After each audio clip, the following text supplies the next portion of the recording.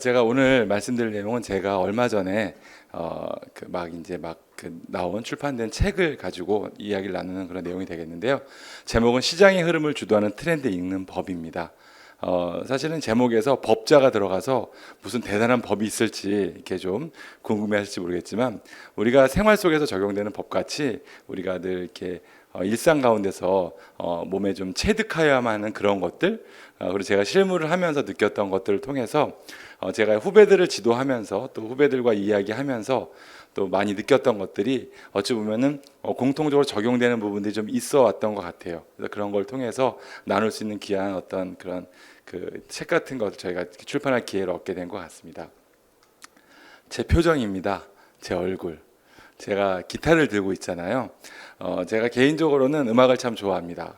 그리고 지금 약간 목소리가 요즘에 요 며칠 동안 갑자기 날씨가 좀 이렇게 기온이 업다운이 좀 있었잖아요. 그래서 목이 좀 이렇게 칼칼해졌는데 굉장히 중저음의 좋은 목소리를 가지고 있어서 제가 노래도 제법 한다는 소리를 좀 듣습니다. 근데 제가 기타를 보여드린 것은 우리가 생활 속에서 접하는 모든 것에 다 유행이 있습니다. 지금 보시면 이 중에서 일을 하시는 분도 있고 아닐 수도 있겠지만, 요즘에 직장인들의 드레스 코드, 옷을 입는 것에 대한 보면 그것도 트렌드가 있어요. 유행이 있습니다. 몇 해 전이죠. 한참 전에 이제 모 기업의 회장께서 반바지를 입고 회의실에 나타나신 적이 있었어요. 제가 그 당시에 제가 그 그룹 계열에 근무하고 있을 때였습니다. 잠깐 그 회사는 좀 오래 안 있었는데, 그때 그렇게 한 이유가 뭐냐면요, 직원들한테 캐주얼을 입고 좀 편한 환경에서 일을 하면서 생산성을 높여라 라는 그런 이야기를 전하고 싶었는데 죽어도 안 듣는 거예요. 특히 누가 안 들었을까요? 임원분들께서 아주 초강력한 자세로 저희는 절대 그럴 수 없사옵나이다 이러시면서 양복을 벗지 않으시는 거예요. 그래서 그때 그 회장님께서 반바지 입고 나오신 이후로 폭탄을 맞은 것처럼 전부 다 전 계열사가 다 캐주얼화되는 그런 일이 있었습니다. 요즘엔 남자들도 넥타이 안 매고 일하는 경우가 많잖아요. 저도 넥타이 안 매고 있고요. 제가 지금 일하고 있는 회사에서도 이렇게 셔츠에 노타이에 정장 바지 정도. 근데 저는 뭐 이렇게 월화수는 그렇게 입고요. 목금은 색깔 있는 바지라든지 이런 걸 입고 다니면서 약간 좀 연식이 안 맞는 짓을 한다고 지탄을 받을 때도 있습니다만, 요즘에 많이 자유로워진 게 사실인 것 같아요. 그럼 저희들이 보면서 계속 뭔가 변화해 가고 있는 것 같습니다. 제가 들고 있는 기타도요, 제가 이 책에 보시면은 제가 유통을 했던 적이 있던 기타이기도 해요. 어떤 모 기타 브랜드인데요, 자마라는 기타 브랜드인데, 저 기타 브랜드 저거 살 때만 해도 굉장히 좋고 가장 멋진 모델이었습니다. 근데 요즘에는 저런 컬러의 기타를 쓰지 않아요. 어떤 기타를 쓰냐면은 다 무광으로 바뀌었습니다. 옛날에 보면은 고급 기타들 보면 다 자개가 박혀 있었습니다. 나전 7개에 박힌 자개 같은 거 있잖아요. 그런 게 박혀 있었어요. 그러다가 그것이 금장, 그다음에 뭐 약간 코팅된 하이그로시 된 그런 것들로 변하다가 지금은 다 무광으로 다 바뀌었습니다. 그러면서 또 바뀐 것은요, 요즘에 TV 보시면 여자분들 기타 많이 치시잖아요. TV의 음악 프로그램 보면은 특히 경연 프로그램 같은 거 보면 여자분들이 기타를 많이 들고 나와서 엄청난 실력을 보여주시는데, 제가 여자분들의 기타도 좀 지도한 적이 있습니다. 제가 기타도 많이 지도하는데요. 기타 지도하면서 옛날에 남자들이 하는 그런 큰 바디라고 하죠. 두껍고 큰 바디의 기타들이 불편해가지고 얇은 바디의 기타가 요즘에 또 대세입니다. 게다가 거기다가 색깔까지 얹혀져서 핑크 뭐 이런 것까지 다 있는 거죠. 그런 것이 실제로 나오자마자 완판이 된다는 데 의미가 있어요. 근데 만드는 사람 입장에서는 조심스럽습니다. 많이 핑크를 해도 될까? 마치 아까 반바지를 입고 난 회장님 앞에서 문화 충격을 받은 그런 임원들처럼 핑크 기타가 팔릴 리가 없습니다라는 그런 논리가 그 회사 안에는 90% 이상 작동하고 있을 가능성이 높아요. 그래서 핑크를 만들면 어떻게 됩니까? 안 될 거라고 다 예측하지만, 그런 경우도 있죠. 안 되는 경우도 하지만 대부분 고객의 니드랑 잘 맞아 떨어지는 경우에는 정확히 다 완판이 됩니다. 참고로 제가 예전에 일했던 데상트 코리아에서 골프 브랜드를 마케팅을 담당했었는데요. 그때 어떤 골프 브랜드에서 르코쿠 골프라는 골프 브랜드에서 빨간 바지, 남자 골프 빨간 바지 놓고서 엄청 고민했습니다. 이 바지가 될까? 걸어놓고 안 된다, 된다 이러면서 막 감론을 엄청 고민을 했는데요. 역시 똑같았어요. 핑크 기타처럼. 약간 좀 독특하고 그런 걸 언젠가 그 뭔가 일반화되고 동일해 보이는 그런 코드들은 사라지고요. 다양화되는 코드가 자리 잡은 지 벌써 한참 되었다는 겁니다. 우리가 생활 전반을 돌아보면서 그런 것들을 많이 느낄 수가 있어요. 이건 제가 직장인 밴드를 할 때 그 모습입니다. 여기서 이제 기타를 치고 있는데 칼라가 좀 잘 안 보이는데요. 저는 기타를 살 때 칼라 보고 삽니다.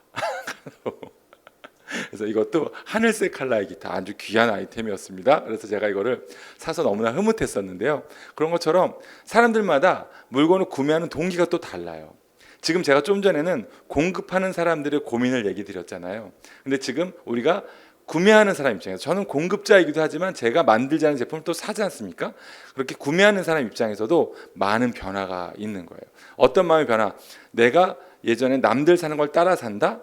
아니면 나만의 독특한 것을 추구한다? 이런 것들이 달라지고 있는 것들을 너무나 많이 발견할 수 있는 겁니다. 초대에 이렇게 약간 좀 이런 기회 좀 길게 드리는 것은, 우리가 공급하는 입장과 구매하는 입장에서, 그러니까 회사와 소비자 입장에서 많은 변화들이 생활 전반에서 계속 나타난다는 걸 말씀드리고 싶은 거예요. 제가 작년 이맘때쯤에 출판 신문사의 요구로 어떻게 된 거냐면, 저희 회사로 연락이 왔어요. 산업에 대한, 그러니까 패션 산업에 대한 글을 좀 써주셨으면 좋겠다고. 근데 제가 이런 거 쓰면 귀찮잖아요. 그래갖고 안 쓰고 다른 임원들한테 다 부탁을 하느라고, 제가 그때 저기서 제가 마케팅하고 핸드백을 담당하는 임원이었었는데요. 그때 막 부탁을 하느라고 이제 다녔는데 아무도 안 하겠다는 겁니다. 근데 제가 어쩔 수 없다. 납기도 일정도 촉박하고 해서 제가 써야 되겠다라는 생각을 하게 됐고, 그래갖고 맥곡지를 쓰게 한 3번 정도 쓰게 되었었습니다. 그런 과정 속에 출판사에서 연락이 왔어요. 내용이 재밌으니 책을 한번 내보면 어떻겠냐. 그래서 제가 이 트렌드 있는 법이라는 책을 내게 된 그런 이렇게 간단한 스토리가 있습니다. 책을 쓰면서 되게 재밌었습니다. 물론 힘든 것도 있었고요. 권석 PD가 쓰신 그 엉덩이로 쓰는 그런 것처럼, 저도 엉덩이를 정말, 제가 이렇게 또 체격이 크잖아요. 그래갖고 이렇게 앉아 있는 걸 좋아합니다. 누워 있거나. 그래서 바짝 붙이고 이렇게 누워서도 쓰고 앉아서도 쓰고 식탁에 앉아서 쓰고 하면서 생각을 많이 해볼 수 있는 기회를 갖게 되었던 것 같아요. 그러면서 지난 기간 동안 제가 했던 일, 그리고 많은 사람과 나눴던 이야기들 중심으로 해서 재미있는 나눔을 가질 수 있게 된 것 같습니다. 저희가 트렌드라고 하면요, 트렌드의 뜻을 좀 살펴봐야 됩니다. 그러니까 제가 예전에 용어에 대한 걸 갖고 조사를 한 적이 있었어요. 저는 참고로 패션 산업에서 일을 하고 있기 때문에 여러분들 듣기에 좀 생경한 단어들이 있을 수 있습니다. 지금 가급적이면 패션 산업에 특화되지 않은 얘기들도 많이 나누게 되겠지만, 제가 그쪽이 전공이기 때문에 아무래도 그런 얘기를 많이 하게 되는데, 제가 용어에 대한 정의가 너무 다양한 거예요. 사람들마다 컨셉이 뭐다, 테마가 뭐다, 뭐 타겟이 뭐다, 트렌드가 뭐다, 클래식이 뭐다, 이런 것들을 100이면 100 전부 다 다르게 생각하고 계신 거예요. 그래서 그걸 표준화할 수 있는 방법에 대해서 고민을 한 적이 있었는데, 그런 과정에서 트렌드라는 단어도 역시 중요한 단어 중에 하나로 올라왔었습니다. 같이 올라오네요. 예, 여기 보면 트렌드에 대한 네이버의 검색 결과입니다. 지식 검색한 결과. 그래서 여기 보시면, 그래서 방향, 경향, 추세, 이런 것들이 나오는 패션 용어의 의미도 있고요. 저는 전공을 경제학을 했습니다. 경제학에서 나오는 트렌드는 추세에 대한 의미, 어떤 시간의 흐름, 어떤 그런 동태적인 흐름, 이런 것들에 대한 의미가 좀 강하고요. 맨 밑에 있는 페이스 팝콘이라는 그분이 쓴 그 내용은, 트렌드는 만들어지는 거다라는 그런 얘기를 하시는 거예요. 약간 이견이 있을 수 있습니다. 그래서 트렌드는 굉장히 오래 간다, 10년 이상 간다. 팝콘 리포트라는 책이 있습니다. 굉장히 유명한 책인데요. 그 책 제목을 딱 보면은 팝콘 튀기는 법을 공부해야 되나 이렇게 알고 보면 그냥 마케팅 서적이었던 거예요. 그래서 팝콘이 얘기한 말씀처럼, 그러니까 트렌드는 만들어지는 거 길다라는 부분에 동의하는 분들도 있겠지만, 사람마다 다 다른 생각들을 갖고 있을 수 있습니다. 일반적으로는 경향, 동향, 추세 또는 유행이라는 걸로 살펴볼 수 있습니다. 그럼 트렌드를 안다라는 것은 바로 시장의 경향과 동향, 시장의 흐름, 이런 것들을 안다라는 거죠. 되게 중요한 겁니다. 그래서 그걸 어떻게 아느냐라는 부분들에 오늘 나눠보게 될 텐데, 몇 가지 사례를 들어봅니다. 만두명인이라는 만화가 옛날에 있었습니다. 이재학, 검신검기, 이런, 지금 젊은 분들 잘 모르시겠지만 어마어마하게 유명한 만화가셨어요. 그분이 조금 일찍 돌아가셨습니다. 근데 제가 이제 그 예전에 이제 20대 초반에 이제 군대에서 나오는 육군 신문이라는 게 있어요. 거기에 만두명인이라는 만화가 연재되었었습니다. 무림의 만두, 딱 뭔가 소재가 왜 보면 무협지라는 그 예전 책 많이 그런 것도 있었거든요. 그런데 보면은 이렇게 그런 막 사람들이 무술도 하면서 막 사람들 만나고 뭐 싸우기도 하고 그런 게 있습니다. 여기서 오로지 만두에 대한 얘기입니다. 어떤 얘기냐면 어떤 사람이 만두의 명인이 되겠다고 결심을 합니다. 그래갖고 결심을 하고 올라갔는데 결심을 하고 이제 그 산으로 들어갑니다. 고민한 결과 나는 군만두를 해야 되겠다. 군만두를 튀기는 법을 연구하는 거예요. 산에서 입산 수도해가지고 막 군만두를 난 정말 세상에서 제일 멋진 군만두. 제가 군만두 좋아할까요, 안 좋아할까요? 좋아하게 생겼죠. 제가 굉장히 좋아합니다. 제가 만두 같은 거 굉장히 좋아하죠. 군만두를 딱 연구해서 딱 나는 입산 수도를 끝냈다. 나는 군만두에만큼 명인이 됐어. 딱 내려왔습니다. 딱 내려보니까 물만두가 유행을 하고 있는 겁니다. 좌절하는 거죠. 그래서 다시 산으로 올라가서 물만두를 연구하고 내려옵니다. 그래서 몇 년 동안 물만두의 명인이 됐다가 내려왔는데 또 내려와 보니까 요즘 통만두가 유행인 겁니다. 이런 안타까운 일이 있습니까? 사실 이런 일들이 우리가 이렇게 만화에서 보는 일이지만 실제 기업들도 그런 일이 많아요. 이 산이 아닌가 보다 하는 경우가 너무나 많은 겁니다. 우리가 그런 것처럼 그 어떤 물건을 만들고 물건을 개발하고 소비자한테 전달한다는 것은 일방적으로 할 수 있는 일이 결코 아니라는 겁니다. 되게 중요한 거죠. 그리고 또 하나는 아우터 자켓. 제가 옷을 하니까 설명을 드리자면 요즘에 한번 보세요. 울로 만든, 그러니까 울, 방모나 소모로 만든 코트를 입은 남자를 보신 적 별로 없으실 거예요. 많이 줄었습니다. 심지어는 울 장사가 다 망했다라는 말까지 나올 정도로 없어졌어요. 그럼 뭐가 대체됐습니까? 패딩, 오리털. 왜 이렇게 막 몇십만 원 하는 오리털 파카 입고 다녀가지고 막 많이 신문에 나오고 그러잖아요. 그런 자켓 수요를 다 받아간 거예요. 양복 위에 자연스럽게 그런 자켓을 입는 겁니다. 그런 수요가 바뀌는 거죠. 근데 지금까지 몇 년 동안 오리털, 그런 패딩, 솜이나 덕다운이 들어간 제품들이 굉장히 잘 팔렸고 나오기만 하면 완판인 거예요. 막 11월 한 달 동안 한 브랜드에서 뭐 400억을 팔았다, 500억을 팔았다, 한 브랜드에서 막 그런 얘기가 나올 정도로 엄청난 판매가 있습니다. 하지만 그게 계속되지는 않아요. 제가 뭐 나중에 그 또 이렇게 틀렸다고 혹시 저 불러서 혼내실 수도 있겠지만 제 느낌에 올가을엔 가죽이 올 것 같습니다. 패딩이 여전히 오고요, 또 오리털도 여전히 오고 가죽이 올 것 같아요. 가죽, 얇은 가죽을 속에다 입을 것 같습니다. 그런 것들이 약간 느낌이 지금 제가 제 경력을 잠깐 좀 소개를 좀 드리면 잠깐 저는 도매, 소매 일반 정규 브랜드, 시작은 정규 브랜드, 무역에서 시작을 했고요. 일반 백화점이나 이런 정규 브랜드에서 상품 기획과 마케팅을 담당했고, 그 다음에는 그 음악 사업에서 그 악기를 수입하거나 음악에 대한 뭐 MP3 플레이어를 개발하거나 책을 만들거나 음반을 내거나 이런 일을 또 하다가 또 그 다음에 제가 이제 어떤 그 유통에 들어가서 이제 그 어떤 브랜드나 매장을 움직이는 것도 보기도 하고, 그 다음에 일본 회사에 들어가서 스포츠 브랜드를 담당하기도 하고, 그 다음에 제가 독립을 해서는 그 동대문에 있는 도매 매장이나 또 소매 매장 같은 곳에서 제가 직접 물건을 수입해서 판매하기도 했었습니다. 그러면서 제가 시장을 잘 돌아봐요. 저는 어릴 때부터 시장 다니는 걸 좋아했었던 것 같아요. 어머니 따라서 시장 가서 이렇게 오뎅도 먹고 그런 걸 되게 좋아했던 것 같은데, 제가 시장을 돌아보는 이유는 빠르게 움직이거든요. 그러니까 동대문에 도매시장 쪽에서 가죽을 전문으로 하는 상가가 있는데, 그런데 가보면 예전과 다른 활발한 느낌이 느껴지기도 합니다.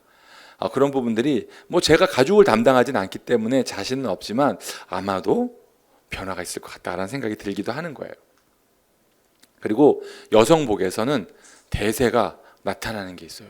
남성적 코드, 이런 것들이 발견됩니다.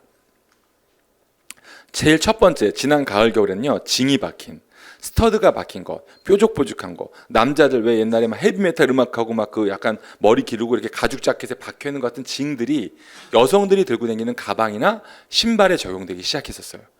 근데 그것이 싹 사라졌습니다. 그거를 패드라고 합니다. 트렌드는 아까 길다고 페이스팝콘이 얘기한 이유는 그 패드라는 짧은 주기에 그런 또 유행이 있기 때문에 그래요. 그 다음에 올 봄에는 이 모자, 야구 모자가 유행했었어요.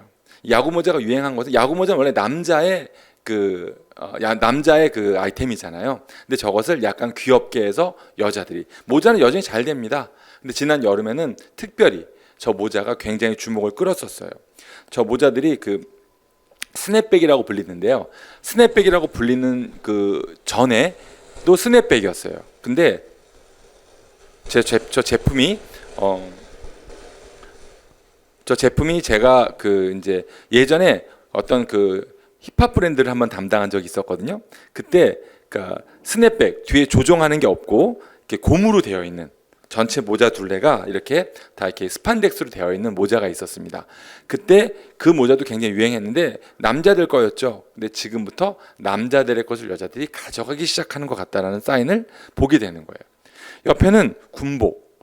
우리나라에서는 외국 유럽에서는요, 이 캐모플라주라고 하는 이런 군복이나 위장 컬러가 너무 잘 돼요. 왜냐하면 군대 가는 사람들이 없잖아요. 유럽이나 미국에는. 근데 우리나라는 절대 안 됩니다. 상품 기획에서 금기 시대입니다. 남자들이 보면 막 그 약간 뭐랄까 정신적인 공황 상태가 오기도 하고요. 그래서 우리나라에서만 유일하게 이 위장복 캐모플라즈가 남자 라인에서 안 돼요. 외국은 여전히 잘 됩니다. 근데 우리나라에서 지난 그러니까 한 두세 시즌 전부터 여자들한테 계속 입혀졌어요. 야상부터 시작해서. 근데 저건 조금 오래 가고 있습니다. 앞에 징은 짧게 지나갔고요. 모자도 조금 오래 갈 것 같아요. 저 캐모플라즈도 오래 갈 것 같습니다. 이렇게 우리들이 유행의 경향들, 우리 실생활에 여자분은 좀 공감하는 부분들이 있을 거예요. 늘 이렇게 여성스럽게 옷을 입지만 어느 시점에는 조금 그 과감하고 남성스러운 캐주얼의 요소들을 좀 쓰고 싶다라는 내가 들 때가 있습니다. 우리가 트렌드를 보다, 읽다, 알다, 제시하다라는 이런 그 단어들을 가질 수 있어요. 어떤 차이가 있습니까? 여기서 트렌드에 대한 어떤 차이? 네, 보는 것은 하수고요. 제시하는 건 고수예요. 그냥. 예, 그러니까 그 표현은 좀 그렇습니다. 일반 소비자가 물건을 만들진 않기 때문에 뭐 고수가 굳이 될 이유는 없잖아요. 잘 보면 됩니다. 그리고 이 민간인의 레벨에서 본다라는 거고 제시하다는 프로페셔널한 레벨에서 제시한다라는 내용이 있는 겁니다. 좀 전에 앞장에 제가 설명드린 것처럼 누구나 다 트렌드를 알아요. 누구나 다. 내가 그러니까 표현을 트렌드라고 하지 않지만 내가 일상 가운데 접해지는 유행이나 이런 것들이 있습니다. 그 어떠세요? 요즘에 잘 가고 가족들이랑 식당 외식하러 갔을 때 만족스러운 식당은 뭡니까? 요즘에 각자 다 다르실 겁니다. 제가 아주 어린 시절에는요, 중국집, 그 다음에 막국수집, 뭐 찜닭, 그러다가 뭐 패밀리 레스토랑 나오고 뭐 이렇게 변화해 간 거잖아요. 계속 그런 변화가 있어요. 그런 것처럼 각자 각 가정마다 선호하는 내용이 있습니다. 라면에 대해서도 선호하는 라면이 있으세요. 어떤 집은 모 브랜드만 먹고 어떤 집은 모 브랜드만 먹습니다. 저희 집도 한 브랜드만 거의 20년 넘게 먹은 것 같아요. 근데 그게 그 1위 브랜드가 아니에요. 독특하게 우리 집이죠. 그래서 제 취향이 아니라 우리 와이프 취향인가도 고민해 봤는데 이제 저도 그게 좋은 것 같습니다. 하여튼 각 집마다 그런 게 있습니다.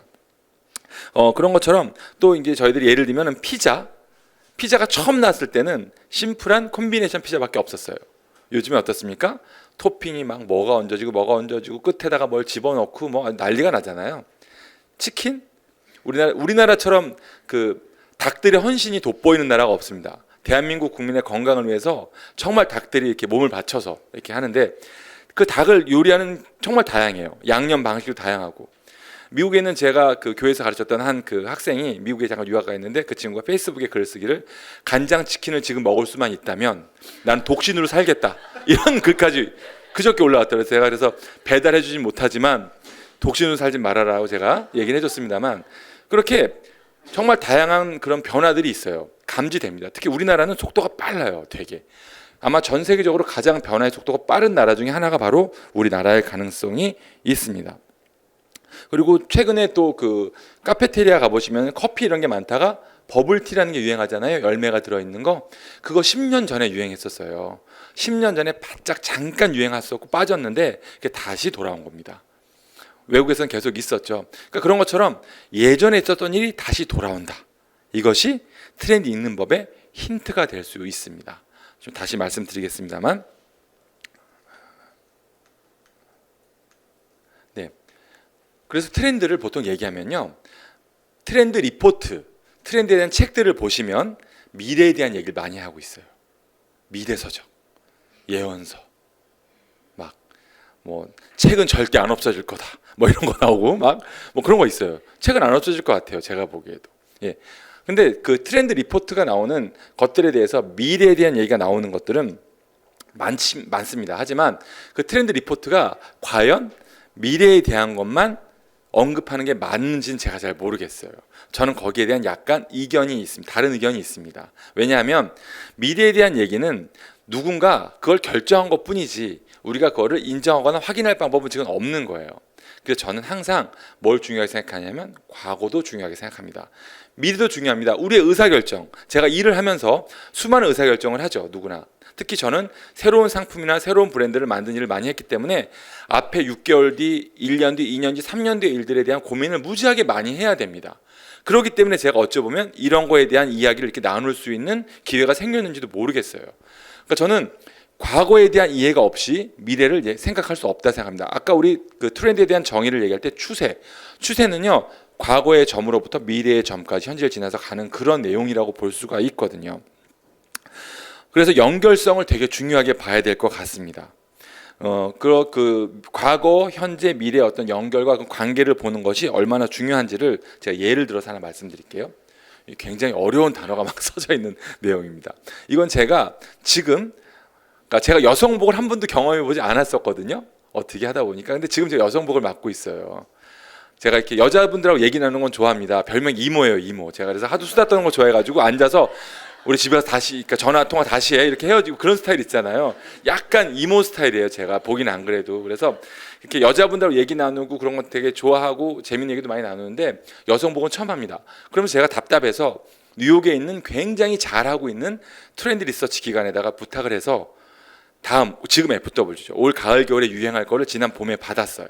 이 받은 내용 중에 하나입니다. 여러분 맨 위에 북엄 레니게이드라고 써 있습니다. 북엄 레니게이드. 북엄이란 뜻은 책벌레 독서광이라는 뜻이에요. 레니게이드, 변절자. 책벌레인데 변절자. 단어도 참 잘 만들지 않습니까? 진짜. 이것이 뭐냐면요, 이 아까 미래에 대한 얘기를 하는 전문 기관이에요. 이 기관에서는 디자이너들이나 옷을 만드는 머천다이저나 마케팅하는 분들이 다음 시즌에 혹은 그 다음 시즌에 어떤 옷을 준비해야 되는지를 알려주는 겁니다. 알려주면서 이런 디테일, 구체적인 내용을 주면서 여기 있는 그 사진들에 있는 내용들이 제안하는 디자인들인 거예요.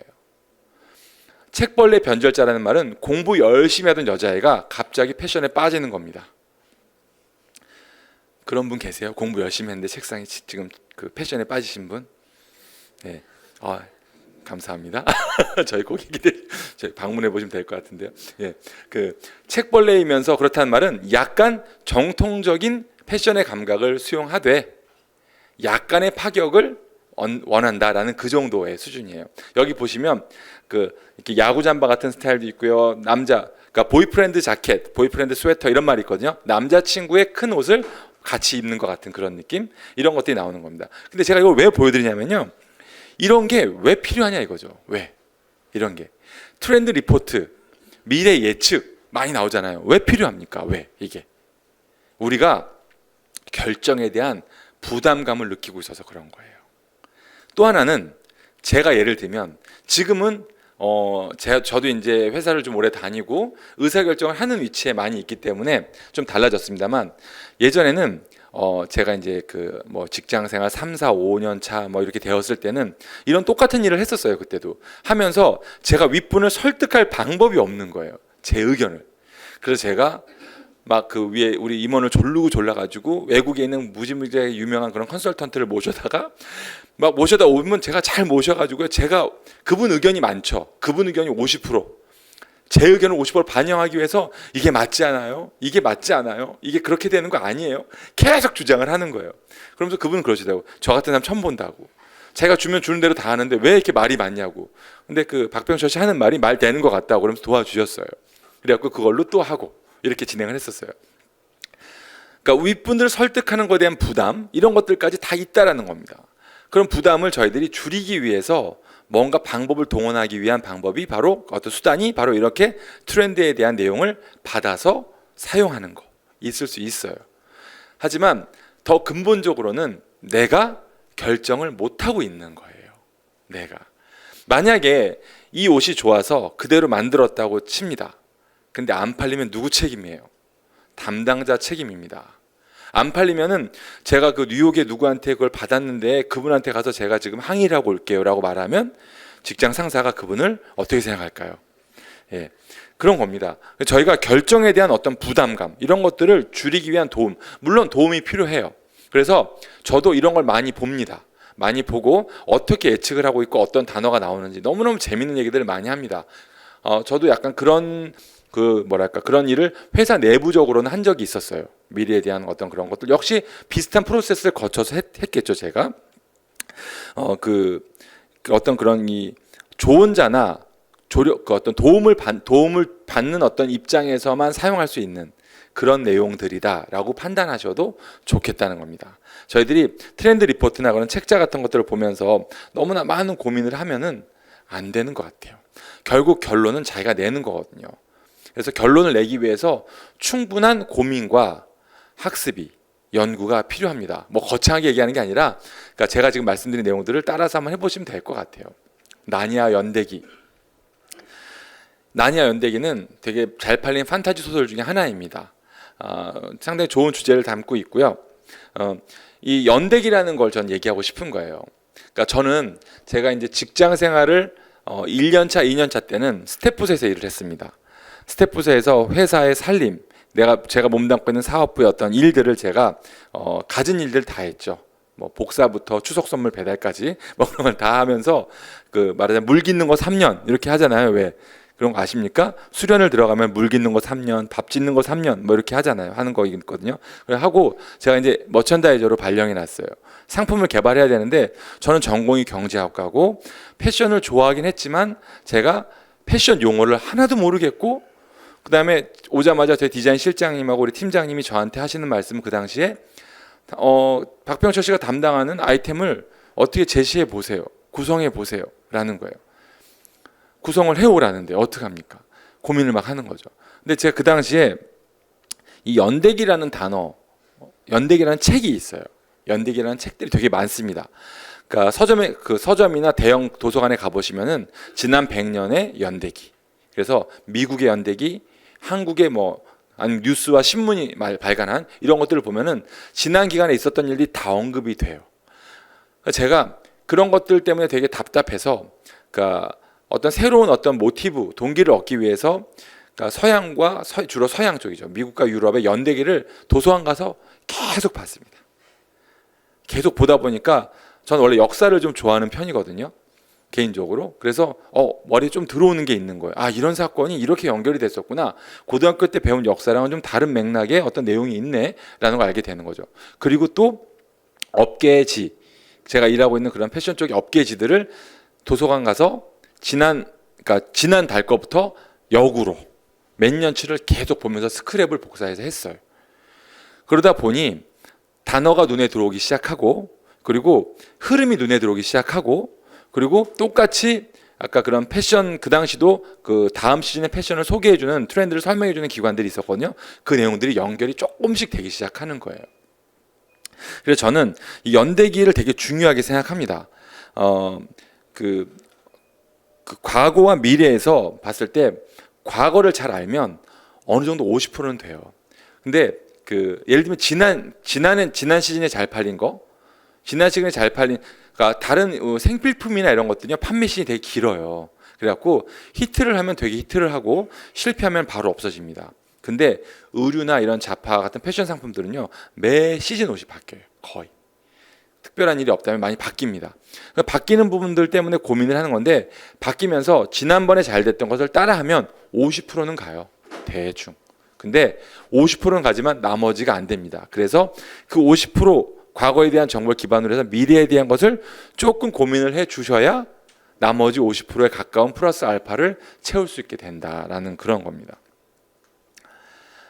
이게 잡지, 남성 잡지에 나온 거예요. 연도별로 출시되고 유행했었던 브랜드들의 내용이 나오고 있습니다. 남성들은 잘 아시는 브랜드들이 많은데 뭐 코오롱 맨스타부터 뭐 그다음에 중간에 뭐 인터메조, 그다음에 뭐 많죠. 지이크, 뭐 헤지스, 빈폴 많이 나옵니다. 이런 것들이 쭉 나오는데 이런 것들이 쭉 흐름을 보면 그 당시에 주도했던 브랜드들, 어느 시점에 주도했던 브랜드들을 보면 힌트를 얻으실 수가 있어요. 그러니까 참고로 예를 들면 저 같은 경우에 지금은 캐주얼은 어느 정도 끝나가는 것 같다라는 생각이 듭니다. 뭔가 스포츠 느낌의 캐주얼들은 끝나가는 것 같다. 캐주얼은 계속 가지만 스포츠 느낌은 아니고 다른 것이 오는 것 같다. 근데 제가 말을 하면 이렇게 업계 모여서 이렇게 수다 떨잖아요. 막 떨면 그런 것 같아. 막 얘기가 나와요. 그런 것들이 있습니다. 저는 저 후배들하고 얘기할 때 항상 컨텍스트라는 단어를 많이 씁니다. 맥락.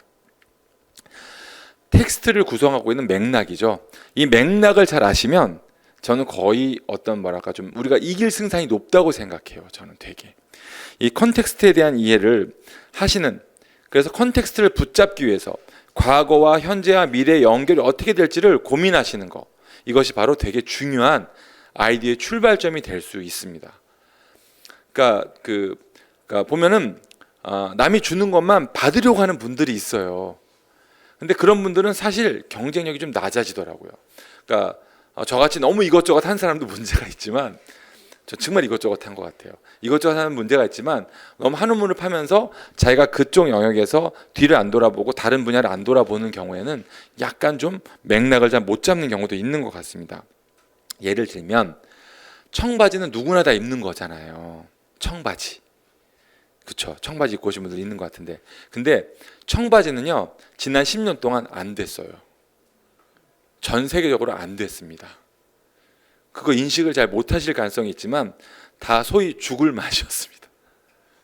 청바지가 유행이 아니었던 거예요. 오로지 청바지가 유행했던 거는 일부 SPA 브랜드들이라고 하는 유니클로라든지 이런 데서 나오고 있는 이런 브랜드들에 나오는 말하자면 워싱하지 않은 진한 컬러의 청바지들이 일부 좀 많이 팔린 편 정도? 면바지가 많았죠. 면바지, 남자들 바지 중에서. 이런 게 바로 그러니까 우리가 반복되는 뭔가를 예측할 수 있는 거예요. 지금 근데 때가 된 것 같다라는 말들을 많이 하세요. 예전에 뭐 닉스라는 브랜드부터 막 다리가 길어 보이는 청바지 이런 것들이 나왔던 시절이 있었어요, 한때. 그때가 청바지가 우리나라를 지배하던 시절이었습니다, 거의. 그 다음에 청바지가 소멸됐죠. 그런 지금 청바지들이 그렇게 오고 있다라는 것들도 한번 예측해 볼 수가 있는 것 같아요. 또 다른 사례입니다. 이런 거 보신 적 있으세요? 이런 거? 휴대용 전축. 네. 휴대용 전축의 신문 스크랩인데요. 저희다가 이제 LP판이라는 거 얹어가지고 바깥에 나가서 이제 야외에서 음악을 듣는 겁니다. 제가 지금 보여드리려고 하는 것은 포터블, 휴대용 음악 기기들의 얘기를 제가 드리고 싶은 거예요. 그 다음 나오는 카세트 플레이어. 그러니까 소니 워크맨을 들고 있는 사람과 당시에 여기 약간 좀 여기도 이제 연배 차이들이 좀 있으신데 삼성 마이마이를 갖고 있는 사람의 신분의 격차, 애매한 신분의 격차가 있었습니다. 똑같이 허리에 차고 음악을 듣지만 똑같은 음악을 들어요. 하지만 뭔가 어떤 뭐랄까 좀 넘어설 수 없는 갭 같은 거 그런 게 있는 거죠. 근데 저 위에 있는 흑인이 들고 있는 저것은 붐박스라고 하기도 하는 더블 데크예요. 큰 음악. 그러니까 이 스트리트의 어떤 그런 패션이나 음악을 보여줄 때 저런 게 많이 나옵니다. 그 다음 나온 게 컴팩트 디스크, MD 플레이어, MP3 플레이어. 그 다음에 요즘 나오는 스마트폰과 아이패드와 같은 그런 모바일 기기들이 있습니다. 이런 것들이 저 밑에는 위의 것은 어떤 디바이스, 우리가 음악을 듣는 하드웨어에 가까운 기구들이라면 밑에 지금 보면 LP판이죠. 비닐판입니다. 카세트 테이프. 카세트 테이프 요즘에 차에 안 달려 있어요. 맞죠? 특별한 차가 아니면 없습니다. 카세트 테이프 플레이어가. CD 플레이어. 그다음에 MP3 다운로드 하는 거. 그다음에 이것은 스트리밍에서 듣는 거예요. 여기서 보면요. 뭔가 변화가 있는 겁니다. 변화가. 이 기간이 뭐 한 20-30년 정도 되겠죠. 처음부터 보면. 근데 중요한 건 이게 아직도 공존하고 있다라는 거예요. 이게 지금도. LP판을 사 모으는 사람이 있습니다. 여기 신세계백화점과 중앙우체국 밑에 내려가면 중고 LP판 파는 데가 있거든요. 엄청나게 인기 있습니다. 그러니까 말하자면 없어서 못 팔아요. 그걸 무슨 이유인지 모르겠는데 그 나중에 팔려고 그러는 거지. 그러니까 막 사서 모으는 분들이 있는 거예요. 카세트 테이프, 뭐 그다음 CD, 뭐 저도 이제 다 지금 저는 카세트 테이프는 거의 이제 버린 것 같고요. LP는 일부 갖고 있습니다. 그러니까 좀 귀하다고 생각되는 것들. 제가 음악을 좋아해서 이제 예전에는 어머니 속을 새기면서 LP를 사 모았고요. 결혼한 다음에 와이프 속을 새기면서 제가 CD를 사 모았습니다. 그래서 CD 사고 가면 비싼 CD도 수입 CD도 국산 CD인 것처럼 싸게 말하고. 참고 제 와이프는 제가 사는 기타 가격을 굉장히 싸게 알고 있어요. 싸게. 업계보다 싸게. 시세보다 싸게. 그처럼 제가 이렇게 소비를 그렇게 했었는데 이렇게 위에 디바이스가 계속 변해가고 이렇게 담아가는 컨텐츠도 바뀌어갑니다. 근데 여기서 그러니까 목적은 하나잖아요. 음악을 듣는 거. 음악을 듣는다는 목적은 하나인데 그런 궁극적인 용도를 다 충족하고 있는데 이게 왜 바뀌는 걸까요? 왜? 뭔가 새로운 제안이 있어요. 새로운 제안을 소비자들이 선택했기 때문에 바뀐 거일 겁니다. 아마도. 근데 여기서 MD 플레이어 써보신 분 많지 않을 거예요. 우리나라 MD 플레이어가 그렇게 자리 잡지 못했거든요. 외국에 비해서. MD 플레이어가 가기 전에 바로 거의 MP3 플레이어가 거의 저희가 더 빨리 자리 잡은 거예요. 저희 나라가. 왜냐하면 우리가 MP3 플레이어 기술을 만든 종주국이거든요. 우리나라가. 근데 안타깝게도 그 기술을 팔았죠. 속이 상할까요? 안 상할까요? 예, 저 같은 입장에서는 굉장히 속이 상하더라고요. 왜냐하면 그 MP3 기술의 원천 기술만 갖고 있어서도 우리나라가 굉장히 많은 국가적인 수입을 누릴 수 있는 건데 그 당시에 그거를 이제 외국에 넘긴 거죠. 거꾸로 우리가 로열티 내고 있다고 하더라고요. MD 플레이어는 나왔음에도 불구하고 선택한 사람이 적어요. 왜? 불편했으니까 뭔가. 그래서 제가 불편하다고 말한 것은 MD를 구하는 것이 쉽지 않고 MD로 음악을 옮기는 것도 쉽지가 않다라는 것이었던 거고요. 그리고 여기서 고객들이 소비자들이 이 물건들을 선택하면서 내가 편한 방향으로 왔다라는 것만큼 틀림없는 것 같아요. LP 크잖아요. 큰 LP를 들고 야외에 나가는 거랑 이런 거 들고 요즘 블루투스 스피커라는 게 있습니다. 엄청 소위 뭐 이렇게 음량이 엄청 세요. 조그만 소형 스피커임에도 불구하고 그럼 블루투스 스피커들을 사용해서 나가는 게 낫겠습니까? 아니면 이렇게 큰 휴대용 앰프와 저는 LP판을 몇 장씩 들고 나가는 게 맞겠습니까? 또 게다가 LP를 몇 장, 카세트 테이프를 몇 개씩 들고 나가는 게 맞겠습니까? 아니면 이렇게 네이버 이런 쪽에 접속을 해서 듣는 게 더 편하겠습니까? 음악을 듣는 건 하나인데 소비자들의 마음속에는 뭔가 더 편하고 나한테 이로운 쪽으로 계속 변해가고 있는 거예요. 그 부분이. 그런 변화가 있다라는 부분들을 저희들 생각해 봐야 되는데 이런 시장의 변화 속에서도 또 새로운 파생 수요나 시장 기회가 계속 생기는 거예요. 자, 기계가 비싸진 건 아닙니다. 기계값은 옛날에 휴대용 포터블 전축도요 굉장히 말하자면 소위 말해서 있는 집에서만 쓸 수 있었던 거예요. 오히려 지금이 더 싸지는 거죠. 더 많은 사람들이 쓰고 있으니까. 스마트폰 안 쓰는 사람 별로 없잖아요. 우리나라에 지금. 근데 여기에서 음악을 듣는다는 용도에서 우리가 예측할 수 있는 수요들이 있는 거예요. 뭐냐 하면 뭐가 있을까요? 제가 선물을 준비해 와서 이럴 때 맞추는 분한테 이걸 드려야 되는데 제가 좀 실수를 했네요. 예. 헤드폰에 대한 수요가 계속 좋아지고 있습니다. 이만한 헤드폰 하고 다니는 우리 젊은 친구들 있잖아요. 저도 옛날에 그러고 다녔습니다. 굉장히 큰 헤드폰. 왜냐하면 큰 헤드폰 여기 보이잖아요. 이게 브랜드가 보이기 때문에 저는 약간 좀 이렇게 본질적이지 않은 자세가 있어요. 그래서 그런 걸 보여주거나 기타도 칼라로 사고 뭐 그런 약간 참 죄송합니다. 좀 그런 성향이 있습니다. 그리고 접속하기가 편해져야 될 것 같아요.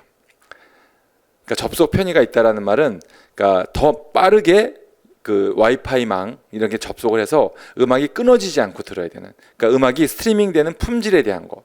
그러니까 듣는 기구와 헤드폰과 어떤 듣는 품질에 대한 부분들이 아마 나올 것 같아요.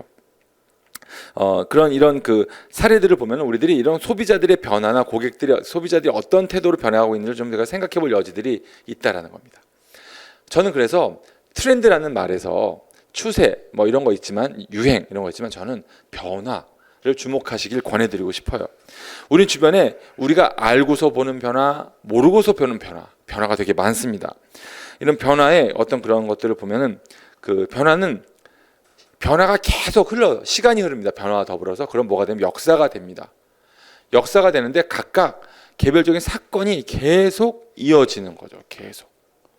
사건의 연속이 바로 역사거든요. 뭐 사건이 우리가 사건 파일 메시 이렇게 하는 그런 범죄 사건을 말하는 게 아니라 일상적으로 생기는 일들을 말씀드리는 거예요.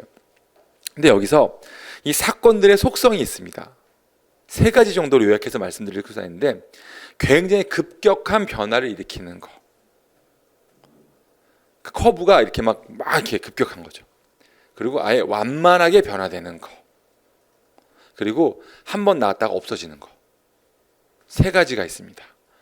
그래서 우리들이 볼 때 우리들이 무슨 일을 검토하거나 새로운 사업, 새로운 상품을 검토하거나 아니 내가 어떤 일을 하기 준비할 때는 꼭 반드시 어떤 변화가 빠르게 일어나고 있는 것이 있는가, 빠른 변화 가운데 있는 거, 새롭게 출현하는 것들을 포함해서, 그리고 잘 안 없어지고 완만하게 가는 거. 우리나라에서 라면이라든지 생필품 같은 거 되게 완만해요. 되게. 그리고 나왔다 없어지는 거 되게 많습니다. 나왔다 없어지는 거. 저는 예전에 제가 이제 어린 시절에, 지금 이제 아파트에 살고 있습니다. 어린 시절 단독주택에 살 때는 집 앞에 가게가 있었어요. 근데 제가 아까 만두 좋아한다고 하면 과자 좋아할까요, 안 좋아할까요? 과자 굉장히 좋아합니다. 신상품 과자가 나오면 무조건 엄마한테 허락 안 받고 갔다가 먹을 수 있는 그런 권위가 어머니 그 얘기를 해놨어요. 외상으로 먹는 거죠.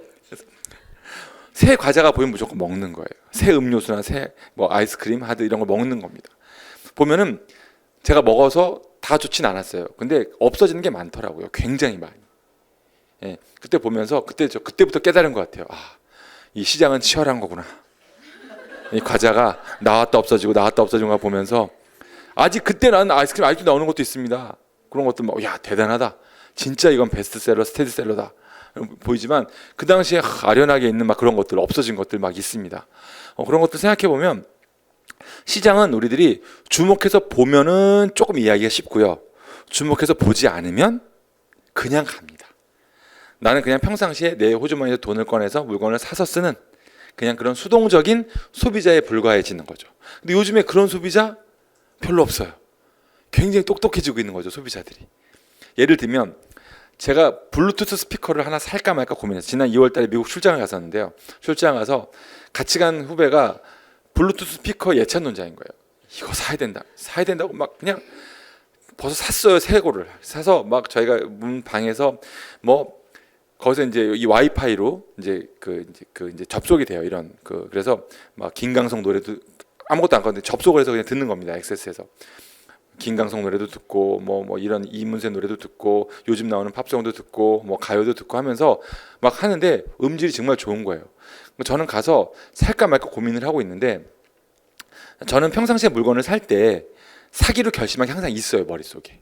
그래갖고 다니다가 딱 싸 보이면 바로 삽니다.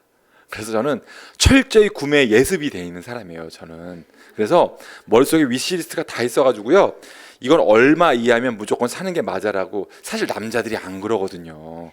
근데 그러다 보니까 저희 와이프는요, 이 가정 얘기를 또 하네. 저희 와이프는 거의 남자 같아요. 물건 사러 가면은 빨리 집에 가자는 거예요. 남들은 한 바퀴만 더 돌아. 그러니까 사실은 여기 제가 백화점 여인들의 천국이라는 그런 에밀 졸라의 책을 갖고 쓴 얘기가 있는데, 백화점은 여자들이 좋아하잖아요. 한 바퀴만 더 돌아보자. 혹시 모르게 더 살 게 있을지도 모르잖아. 이런 게 원래 여성분들의 속성인데, 우리 와이프는 무조건 가자. 샀으면 가자. 그리고 싼가 비싼가 생각도 안 하고 그냥 사요. 그냥 지극히 남성적인 소비를 하고요. 저는 반대로 고민하면서 이건가? 이게 싼가? 사야 되나? 이걸 사야 되나? 고민하는 거죠. 근데 저는 그렇게 고민을 하고 있을 때 그 후배는 제가 블루투스 고민하고 있을 때 그 후배는 자기가 또 살 거를 갖고 가면서 거기서 카톡으로 찍으면서 이제 거기 어떤 쇼핑몰 안에서, 미국 쇼핑몰 안에서 사진을 찍어서 카톡으로 계속 전송을 하는 거예요. 자기 와이프한테. 이거 사 마라. 그 친구는 예습형, 저처럼 이렇게 미리 위시리스트가 있는 건 아니고요. 그냥 와이프한테 물어보고 사는 친구인 거예요. 예. 사람마다 다른 거죠, 다. 이렇게 저희들이 물건을 소비하는 행동도 다르고 이러지만 보통 사람들마다 시장을 바라보는 관점들이 조금씩 많이 변화되고 있는 건 맞는 것 같아요. 특히 소비자들이 특별히 좀 똑똑해지고 있다, 스마트해지고 있다, 이런 거는 아마도 대부분 이견이 없으실 거예요. 아마 저는 이 페이지에서 트렌드는 변화다라는 얘기를 해드리고 싶어요. 또 하나의 사례를 한번 보겠습니다. 슈퍼스타 K 시즌 5 많이 보세요. 요즘에 이런 것들이 나오게 된 배경이 있다라는 거예요. 이런 게 나온 배경, 지금 잘 되고 있기 때문에 찾은 게 아니고 슈퍼스타 K가 나오기 전에도 저는 그러한 것들이 예상이 되더라고요. 왜냐하면 저것과 유사한 패턴이 강력하게 우리나라를 지배하고, 우리나라뿐만 아니라 세계적으로 어떤 잘 알려진 그런 사건들이 있었던 거예요. 슈퍼스타 K 지금 뭐 지난주에 이제 본선 나갔죠. 이제 미스터 초밥왕 보셨습니까? 이 만화가 되게 오래된 만화예요. 1980 몇 년이죠? 1992년 1990년대 초반에 나온 만화입니다. 저기서 그 초밥, 정말 최고의 초밥을 만들기 위해서 쇼타라는 아이가 하는 거예요. 근데 거기서 계속 대결이 있습니다. 계속 대결이 있어요. 계속 내가 누군가를 이기고 나면은 또 다른 강자가 저쪽 오사카에서 또 나타나고, 또 다른 강자가 삿포로에서 나타나고 막 이런 거예요. 그래서 이 쇼타라는 아이가 전국대 뭐 하여튼 그런 대회를 거치면서 계속 위로 올라가는 그런 에피소드가 있는 만화입니다. 드래곤볼, 남자분들은 좋아하는. 그러니까 사실은 우리나라의 슬램덩크라는 만화, 뭐 이런 아까 제가 만두명언의 그런 이재학 씨의 무협 만화 검신검기, 뭐 이런 시리즈물들 뭐 여러 가지 있습니다. 캠퍼스물. 근데 이런 드래곤볼 역시 손오공이라는 아이가 그 대전에 나가는 거예요. 대결을 통해서 계속 나중에 하다 보니까 저 우주 끝에 있는 고수가 나타나는 거죠. 저 막 상상도 못할 우주 끝에 있는 고수가 나타나면서까지 대결을 벌입니다. 이것이 바로 그 토너먼트, 대결의 의미가 있어요. 토너먼트라는 것은 경기 대전의 방식입니다. 이렇게 조를 짜서 계속 대결하면서 승자가 올라가는 거죠. 승자가 걸러지는 그런 형태의 대전이에요. 저 패턴을 가지고 만화의 구성, 플롯을 짠 겁니다. 그래서 이 토너먼트 형태의 구성을 보면 이 세 가지의 특성은 토너먼트다라는 것이 있고요. 무한 대결, 내가 이기고 나면 또 다른 강자가 나타나는 거예요. 또 다른 강자가. 그리고 더 중요한 것 중에 하나는 성장. 주인공이 계속 변화하면서 성장합니다. 슈퍼스타 K에서 이제 경연을 하면서 이제 사람들이 마지막에 1등 될 때가 되면은 외모도 달라져, 노래하는 방법도 달라지고, 춤도 잘 추게 되고 이렇게 되잖아요. 살도 빠지고 막. 제가 이제 아까 권석 PD 얘기 잠깐 들었는데 저희 같은 교회, 저희 교회에 악동 뮤지션이, 제가 찬혁이라는 아이가 교회 학교 6학년 때 제가 담임이었어요. 그래갖고 그 당시에 그 친구는 그 아이는 그냥 평범한 아이였습니다. 심지어는 작년 초에만 해도 기타를 잘 치지 못했어요. 저한테 와서 잠깐 몽골에서 다니러 왔을 때, 몽골 선교사의 자녀들이거든요. 다니러 왔을 때 제가 기타를 조금 가르쳐 준 적도 있었을 정도입니다. 근데 몇 개월이 지나고 나니까 저는 상상도 못할 정도의 실력으로 걔가 변화가 되어 있고, 그때 보니까, 근데 그건 뭐 지도를 통해서 그런 건 아니고요. K-팝 스타라는 프로그램에 출연되고 예선에 나가면서 더 열심히 연습을 하면서 막 성장한 거예요. 그 최종 라운드에서 1등 할 때까지 얼마나 많은 성장을 했는지, 그 아이는 지금 보통 그렇게 그런 우리나라 그런 경선 그런 어떤 오디션 프로그램에서 1등을 하면 연습생으로 들어가지 바로 뮤지션이 되지 않아요. 음반 준비하는. 근데 그 아이는 바로 뮤지션으로 바로 그 기획사에서 채택을 해서 갔더라고요. 그 아이가 변화했어요. 계속. 그러니까 말투도 세련돼지고, 예전에 먹을 걸도 밝혔는데 먹을 것도 천천히 먹고, 식탐도 줄어들고, 뭐 그런 변화가 있습니다. 저도 좀 유명해져야 식탐이 좀 줄어들 것 같긴 해요. 근데 또 하나는 공통점은 슈퍼스타 K 보면은 이승철이 있잖아요. 선글라스 낀 이승철. 드라곤볼에는 무천도사가 이렇게 있습니다. 제가 이런 걸 발견하면서 저는 너무 즐겁습니다. 이거 보면서. 이승철 씨가 알면 얼마나 섭섭하겠습니까? 이승철 씨도 개인적으로는 제가 중학교 선배세요. 1년 선배. 지금 결혼해 사시는 분도 제가 아는 선배님, 대학교 선배이시고, 그래서 개인적으로 조금 아는 그런 그 있습니다. 그러니까 이승철 씨는 절 모르고 형수는 절 알고 이런 쓸데없는 얘기인데요. 하여튼 이런 관계성들이 발견되는 것들이죠. 그래서 우리가 지난 트렌드를 보면서 과거와의 연결성을 보면서 뭔가 어떤 그런 그 뭔가 이어지는 것이 있다라는 것들이 발견되면 지금 발견된 것을 당장 못 쓰더라도요 언젠가 쓰실 수 있어요. 우리나라만큼 오디션 프로그램이 많은 이런 토너먼트 방식 오디션 프로그램이 많은 나라가 없습니다. 외국에서는 기획을 해서 진짜 오랫동안 하고요. 그걸 다음번에 더 열심히 해요. 근데 우리는 한 방송에서 잘하잖아요. 그럼 즉시 또 유사한 프로그램이 나오고요. 또 즉시 또 유사한 프로그램이 나옵니다. 뭐 지금 또 최근에는 그 이제 댄싱 라인이라는 프로그램도 굉장히 재미있는 프로그램으로 지금 또 독특한 대전 방식이 도입이 돼서 재미있게 구성이 되어 가고 있는 것 같아요. 트렌드에 대해서 Y 트렌드. 그래서 지금 이제 본론으로 들어가는 겁니다. 지금까지는 이제 서론이었고요. 왜 트렌드냐라는 겁니다. 그래서 트렌드에 대해서 생각해 볼 때 내가 트렌드를 왜 알아야 되지? 내가 트렌드를 모르면 무슨 일이 생기나? 라는 그런 생각을 해봐야 되는데요.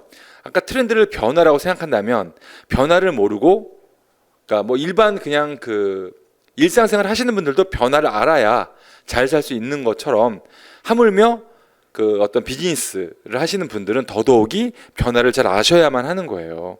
그래서 트렌드가 만약에 변화의 중요한 어떤 뭐랄까 그런 어떤 힌트 이런 것들이 된다라면 필수 과정이라 필수 프로세스라고 저는 말씀드리고 싶어요. 어떤 일을 하면서 트렌드에 대한 분석, 환경에 대한 분석, 시장이 어떻게 변화되고 있는지에 대한 분석을 하지 않고 일을 한다면 굉장히 난감한 일이 생길 수도 있습니다. 제가 어떤 상품을 구성했어요. 어떤 서비스나 전략을 만들었습니다. 근데 그걸 만든 건 가지고 제가 승인을 얻는 것은 제가 그 조그만 사업이지만 개인 사업을 했을 때는 고객한테 승인을 얻어야 제 물건이 팔리는 거고요. 내가 내부적으로 회사 일을 할 때는 바로 윗상사한테 승인을 얻고 그 상사 통해서 이제 그분을 통해서 결정된 제품이 출시되었을 때 이제 또 고객의 선택을 받아야 이제 그것이 또 이제 어떤 그 승인을 얻는 것과 같은 그런 맥락인 거죠. 근데 이런 것들이 저희들이 필수 프로세스를 말씀드리는 것은 그런 과정이 없이 뭔가 준비하면 내가 자신이 없다는 겁니다. 자신. 그래서 저는 자신감 자체라는 것이 꼭 뭐 이렇게 필수적인 건 아니에요. 정확하면 되니까. 근데 미래의 일이라는 것은요, 내가 자신감을 갖는다는 건 어느 근거가 좀 있어야 되는 거예요. 그러니까 좀 근거 없는 자신감 이런 건 안 되는 거예요, 절대로. 근데 그런 분들이 생각보다 많습니다.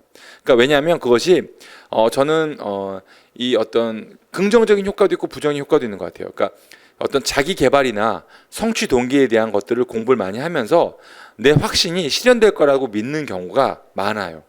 저도 어느 정도 그걸 신뢰합니다. 하지만 그것이 어느 정도 충분한 준비가 없이 되어서는 안 돼요. 그래서 트렌드에 대한 분석, 환경과 시장의 변화에 대한 어떤 것들을 알아보는 것만큼은 정말 중요하고요. 이걸 모르면 할 수가 없습니다. 저는 그런 적이 있어요.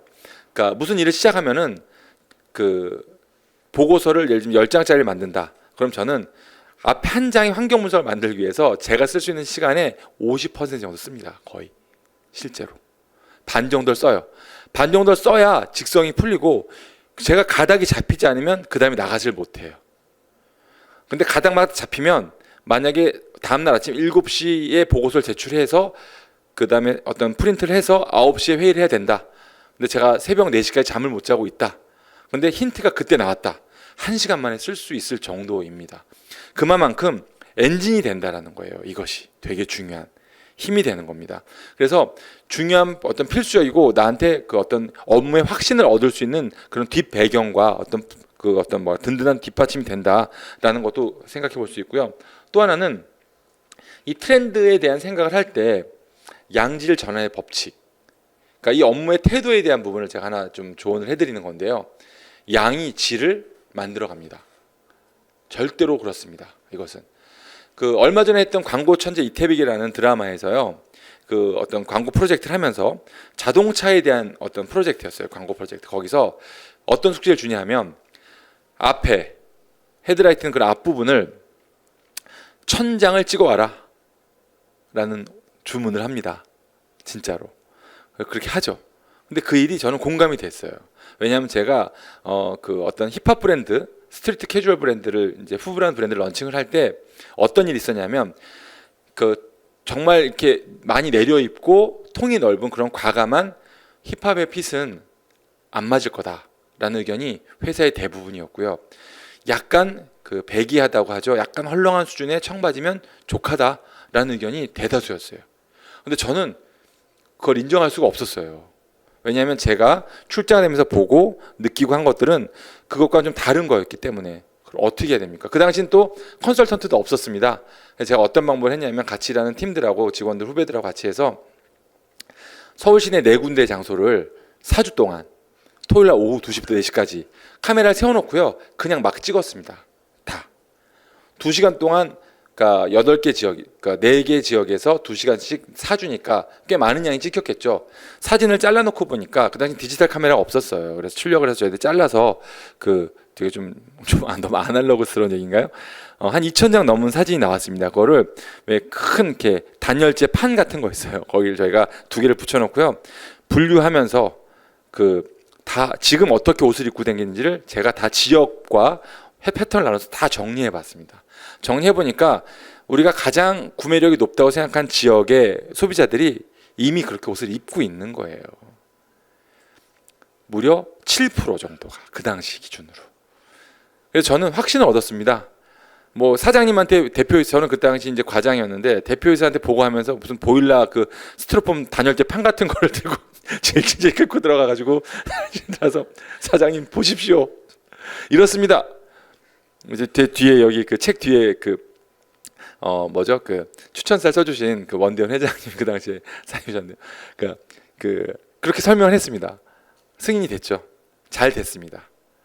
그러니까 새로운 것을 보여주기 위해서 좀 약간 좀 치열한 노력을 했던 거죠. 그래서 저도 어떤 그런 이런 양적인 노력을 한 것, 그리고 또 그렇게 노력을 얻어서 제가 나온 결과가 제 마음속에 확신이 된 것, 확신이 된 부분이 또 뒷받침이 돼서 또 그 윗사람의 승인을 얻고 시장에 나가서 성공한 거, 굉장히 좋았던 느낌이었던 거, 좋은 사례였던 것 같아요. 그 이후로도 저는 그런 시간을 들여서 시장 조사하는 일을 되게 많이 합니다. 지금도 제가 여성복을 하는데 여성복을 잘 모르잖아요. 도매 시장을 돌아다니는 것들은 만드는 사람들을 보는 거고요. 소비자를 알아야 되잖아요. 그 조금 일찍 퇴근해서 6시부터 한 9시까지 명동에 서서 여자분들 쳐다봅니다. 그냥 제가 계속. 이게 그렇다고 뭐 이렇게 음침하게 쳐다보는 게 아니에요. 그러니까 일로 쳐다보는 건 그 제가 일로 쳐다보는 겁니다. 그래서 그 제가 뭐 사진 찍지는 않고요. 그래서 보면서 생각합니다. 어떤 옷을 입고 계시구나, 어떤 유행이 나타나고 있구나, 저것이 지금 옷을 만들고 있는 분들은 어떤 상관관계가 있구나. 그러면서 제가 새로운 뭔가 코드를 잡아내서 지금 브랜드를 하나 런칭을 했어요. 그래서 그것을 지금 뭐 되게 기대감을 갖고 지금 준비하고 있습니다. 그래서 저는 트렌드에 대한 태도에서 이것을 반드시 필수 프로세스로 받아들이시라라는 거 하고요. 양이 있어야, 양적인 노력이 있어야 질적인 것을 얻어낼 수 있다라는 것을 제가 조언해드리고 싶어요.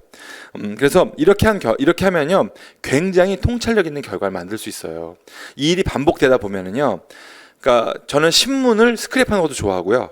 그 다음에 인터넷 서칭하는 것도 좋아합니다. 웹을 서칭하는 것을 좋아하고요. 웹 서핑하는 것도 좋아하고, 그 다음에 스마트폰 요즘 항상 모험에 가면서 보고요. 그리고 길 가면서 사람도 열심히 보고요. 그리고 저는 이렇게 훈련돼서 그런지 어디 딱 들어가면요, 한눈에 다 보여요. 어느 정도는 막 몇 명이 있다, 무슨 옷이 있다, 이런 게 막 다 기억이 나는 그런 게 좀 약간 체득화되는 것 같아요. 좀 안 좋은, 노이즈가 많습니다. 그래서 사는데 안 봐도 될 게 많이 보이고 그래가지고. 눈은 작잖아요, 제가. 근데 이게 광각이에요, 제 눈이. 그래가지고 잘 보여요, 되게. 그래서 어떤 그런 어떤 통찰력 있는 결과를 만들어내기 위해서 반드시 필요한 일이다라는 걸 권해드리고 싶고요.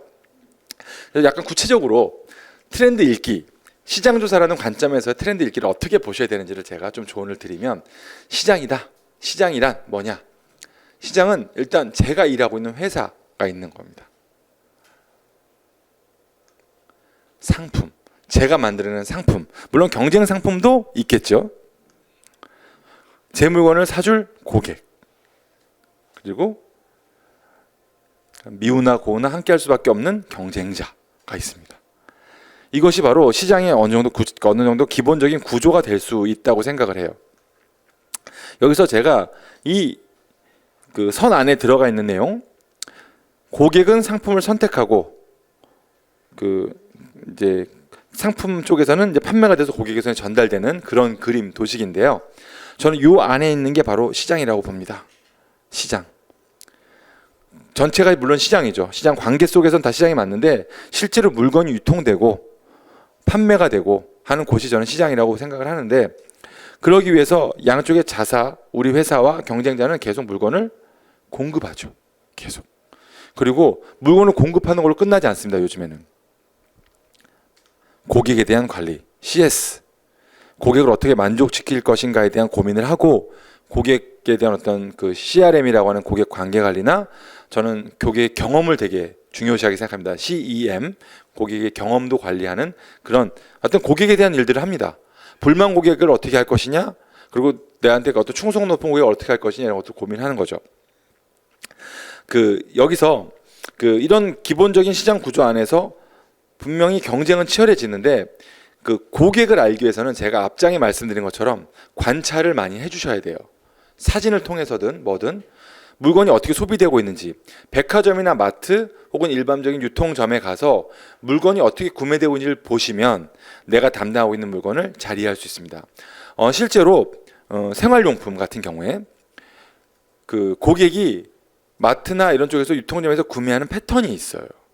그래서 그거를 그 패턴에서 구매하도록 만들기 위해서 어떤 시야에 뭘 붙이고 어떤 판매원이 어떻게 프로모션을 하고, 그리고 고민하는 것 같은 태도가 보이는 사람한테는 어떻게 말을 건다, 매뉴얼이 있고, 그 매뉴얼이 그냥 정해진 게 아니고 계속 바뀌면서 변화됩니다. 그런 것이 어떻게 이루어지냐면 고객을 관찰하는 것, 그 유통점에서 이 고객들의 모습을 보는 것부터 출발하고요. 그 다음은 인터뷰예요. 인터뷰를 어떻게 하느냐, 직접 하셔야 합니다. 저는 예전부터 제가 감사한 것은 제가 마케팅 부서에 근무했던 적이 있었어요. 사장님 전략 스텝을 하면서 마케팅 부서에서 근무했을 때, 그때 바로 제 위 고참 한 분이, 그 당시 되게 어두웠습니다. 전체 부서 마케팅 17명인데 저 혼자 데리고 다 과장, 차장, 부장이셨어요. 제가 정말 박병철 씨 미안한데 커피 한 잔만 이란 소리를, 제가 여직원이 없었습니다. 그래서 제가 그런 적이 있었던 기억이 나는데, 갑자기 그 당시에 제 바로 윗고참 중에 하나인 분이 리서치 전문이신 과장님이셨어요. 그러니까 시장조사, 특히 그중에서 FGI라고 하는 포커스 그룹 인터뷰라고 하는 걸 전문으로 하는 분이셨어요. 그분이 그 그룹 인터뷰에 대한 지식과 실제 본인이 다른 분을 통해 다른 데 용역을 줘서 진행하는 것을 잘 데리고 다니면서 가르쳐 주셨어요. 어깨 넘어 배워서, 물론 저도 이후로도 리서치 기관을 통해서 FGI를 한 적도 많지만 굳이 비용을 많이 들이지 않고 제가 당장 급하게 확인해 돼야 될 것이라면 제가 초대할 수 있는 분들을 주변 분들 통해서 불러서 물어봅니다. 그룹 인터뷰를 하는 거죠. 물어보면 그분들의 생각이 진짜 막 나와요. 진짜로. 브랜드 카드를 딱 늘어놓고 어떤 브랜드 제일 좋아하세요? 아는 브랜드만 빼내서 하세요. 그러면 순서를 막 정해줍니다. 근데 그게 진짜 맞아요. 거의. 근데 거기서 중요한 것은 그 분이 그 업계에 종사하는 분이어서는 절대 안 돼요. 우리가 만나는 진짜 중립적인 일반 소비자여야 됩니다. 그래서 가급적이면 그 업계에 대해서 모르는 분들을 골라와야 되는 게 맞고요. 그리고 그게 아니면 개인적으로 인터뷰하셔도 돼요. 저는 최근에 이제 어떤 50대 남성분들을 위한 신발을 제가 연구한 적이 있었어요. 작년 봄에. 근데 그때 연구하면서 어떻게 했냐면 안 잡히는 거예요. 50대 남자분들이라는 것이요, 되게 말씀이 없으세요. 특징이 점점 나이를 먹어갈수록 말이 없어진다라는 그런 것처럼 진짜 말씀도 없으시고 됐어요, 이런 분이 많으세요. 근데 옷은 똑같이 입고 다니시죠. 거의 옷을 똑같이. 다행히 요즘에 좀 변화가 되고 있긴 한데, 근데 제가 고민이 되는 거예요. 어디선가 정보를 얻어야 되는데 어떻게 할까? 제가 그냥 백화점에 가서 같이 디자이너 한 명을 데리고 가서 할 일 없이 그냥 사람들 보고 있다가 인터뷰할 사람을 찾고 있었던 거죠. 딱 골랐는데 안 하신다는 거예요. 가셨어요.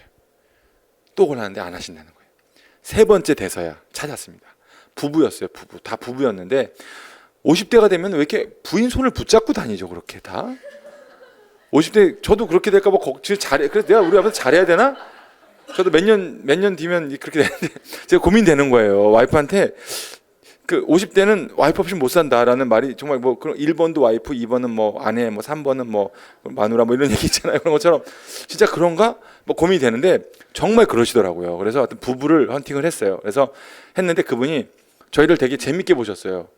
커피는 제가 살게요 이러시더라고요. 그래서 커피를 그 백화점에 VIP시더라고요. 그래서 본인 그 VIP 카드를 써서 커피를 받아서 주셔서 커피 마시면서 저희 앉아서 얘기를 했어요.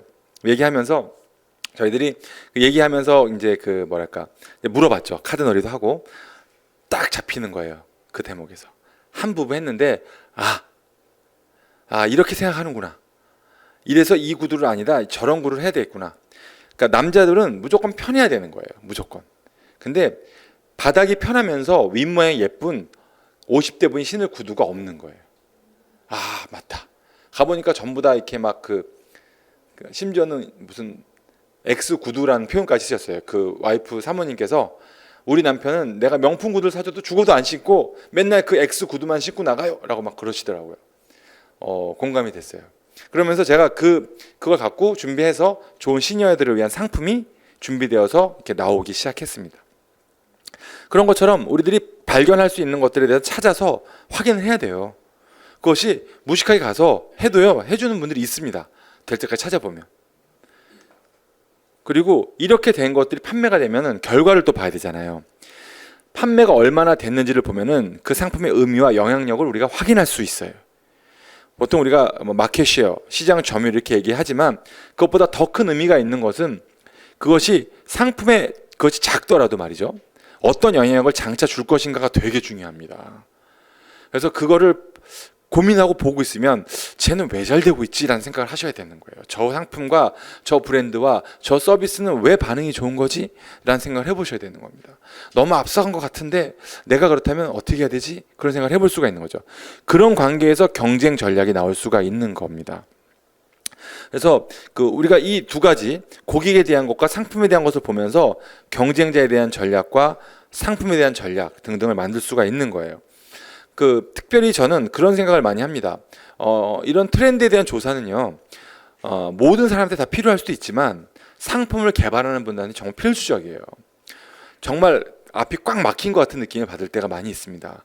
전략을 하나 낼 때도 어떤 경쟁자가 어떻게 움직이고 있고 상품이 어떻게 움직이고 있고 내 물건을 구입해준 소비자가 어떻게 움직이고 있지에 대한 생각을 전혀 어떤 힌트라도 얻고 있지 못한다면 허공을 대고 손을 흔들고 있는 회사 돈을 낭비하는 일밖에 안 생기는 그런 일이 생기는 거예요. 자기 사업을 하면 자기 돈이 낭비되는 거고 회사에서 일하면 회사의 재정이 낭비되는 그런 일이 생기는 거죠. 구체적으로는 시장조사의 방법을 또 하나 관점을 말씀드리면 두 가지 관점이 있습니다. 그러니까 3C, 세 가지 C입니다. 컴퍼니, 컴피티터, 커스터머 세 가지. 이 세 가지는요. 상품을 제외한 이 세 가지는 본질적으로 우리의 어떤 상품을 개발하기 위한 환경이라고 보셔야 되는 거예요. 그래서 이 기본적으로 이런 3C 분석이라고 하는 걸 통해서 이 세 가지가 어떻게 변화되고 있는지, 세 가지가 어떤 영향력을 주고받고 있는지를 보시는 것이 되게 중요합니다. 그 다음은 수압 분석이라고 말을 하는 것이 일반적인데, 근데 사실은 수압 분석이라는 말 좀 진부해요, 약간. 근데 전 수압 분석의 의미를 어떻게 보냐면 내부 환경과 외부 환경으로 보는 겁니다. 그러면 수압이 강점과 약점, 기회와 위협이잖아요. 내부 환경에서는 그것이 바로 강점과 약점으로 볼 수가 있는 거예요. 그러니까 내부 분석을 하는 거죠. 내가 누구냐를 보는 거예요. 그래서 내가 누구냐를 보고 그렇게 되면은 내 강점과 약점을 고려해서 내가 갖고 있는 인력과 재정, 자본을 어떻게 사용할지를 정할 수 있는 거죠. 강점을 더 강하게, 충분히 강하니까 약점을 보완하자, 이런 의사결정을 할 수 있는 겁니다. 근데 그것이 보통 수압 분석을 하는 것들을 저희 이제 후배들이나 다른 분들 하신 걸 보면은 SWOT를 그냥 써서 끝내세요. 그건 의미가 없습니다. 그래서 어떻게 하자고요? 그래서 그게 아닙니다. 그 시장 환경에서의 어떤 위협과 기회 요인과 내 강점과 약점이 어떻게 연결돼서 매치가 되는지, 강점과 기회, 약점과 위협, 이런 식의 매치를 시켜서 전략을 짜셔야 되는 거예요. 그러려면은 이 내용들을 정확히 알고 그 안에 있는 숨어있는 관계성까지도 검토하셔야 되는 거잖아요. 외부 환경에선 그래서 이 자원의 운영을 생각할 수 있다면 외부 환경을 분석하면 내가 저 시장에 어떠한 진입 장벽이 있는지, 그럼 들어가기 위해서 돈을 많이 써야 될 수도 있잖아요. 근데 시장에 매력이 있는데 진입 장벽이 낮아요. 근데 불필요한 광고비를 많이 쓰거나 이런 일을 할 필요가 없잖아요. 그죠? 근데 경쟁 강도 부분도 봐야 됩니다. 시장의 진입 장벽은 이제 높지 않아요. 들어가기 쉬워. 하지만 경쟁이 무지하게 치열해요. 어떻게 할 건가? 소위 말하는 블루오션, 레드오션, 이런 것들을 우리가 볼 수 있는 겁니다. 그래서 이런 관계 속에서 우리가 그 내부, 외부, 그다음에 각 요소들에 대한 관계성을 봐야 되는 거고요. 특별히 이런 데서는 신규로 사업을 할 때랑 내가 기존의 사업을 진행할 때랑은 좀 다른 맥락의 접근이 반드시 필요합니다. 신규인 경우에는 특별히 외부 환경이 정말 중요해요. 진짜. 근데 오히려 지금 진행하고 있는 사업인 경우에는 나 자신, 내가 누군지, 내가 어떤 강점과 약점을 갖고 있는지를 충분히 검토해 보시는 게 진짜 중요합니다. 실제로 우리가 몸담고 있는 회사, 그리고 우리가 몸담고 있는 회사에서 같이 일하고 있는 동료, 이런 사람들이 어떤 역량이 있는지도 잘 봐야 되는데, 실제로는 그것은 우리가 분석해야 될 시장 환경이나 어떤 그 트렌드의 대상이라고 생각하지 않아요. 그렇지 않습니다. 굉장히 중요합니다. 내부적인 직원들의 소통 방식 굉장히 중요합니다. 저랑 같은 이제 고등학교 친구들 중에 이제 저희가 이런 비슷한 일들을 하는 친구들이 가끔 페이스북에다가 주제로 올려서 토론을 할 때도 있어요. 한 친구가 그저께 올렸더라고요. 그 친구는 이제 공부를 좀 많이 하고 와서 이제 컨설팅 회사에 있다가 나와서 지금 다른 일을 하고 있는데, 그 친구가 올린 내용은 그겁니다. 그러니까 내부 소통에 대한 얘기를 쓰는 거예요. 소통인데 과제가 공유되지 않는다. 어떻게 해야 될까?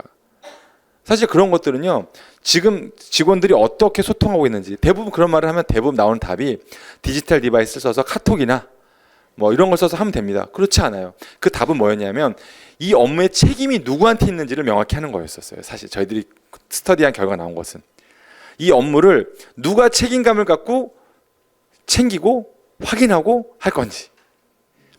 사실은 그런 방법이 되게 희석돼 있어요. 예전에는 많은 업무들이 개인적으로 그러니까 집적되어 있지 않았습니다.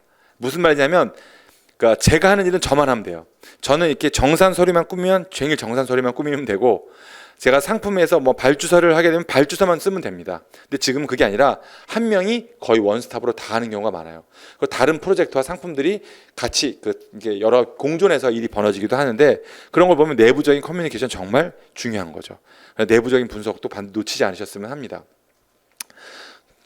보통 이제 일반적으로 이런 활동을 하시다 보면은 저희들이 이제 공부를 많이 하시고, 그러니까 이렇게 합니다. 교과서가 정말 중요합니다.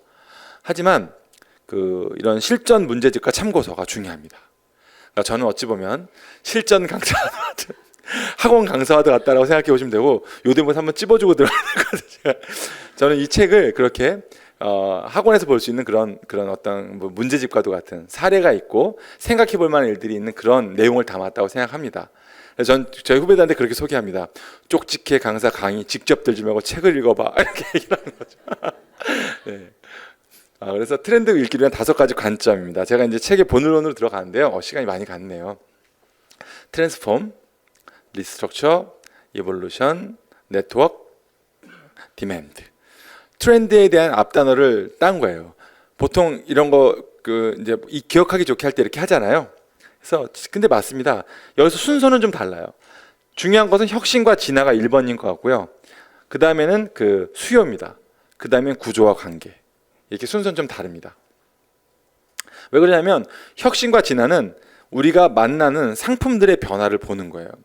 그 변화는 결국 소비자들의 선택에 의해서 움직이는 겁니다. 그리고 수요는 소비자들이 내부적으로 어떠한 생각을 갖고 있는지. 저는 그러니까 제 경력이 마케팅 반, 상품 개발 반이거든요. 근데 마케팅을 하면서 실제 공부하면서 일하면 느낀 것은, 마케팅에서 소비자의 마음과 의도, 그 안쪽에 그게 어떠한 마음속에 어떠한 생각이 있는지, 그것을 정말 알기 위해서 좀 노력을 해봤는데, 그 소비자들의 그런 마음속에 있는 것들을 저희들이 소유하지 장악하지 못하면 그 사업은 잘 될 수가 없습니다.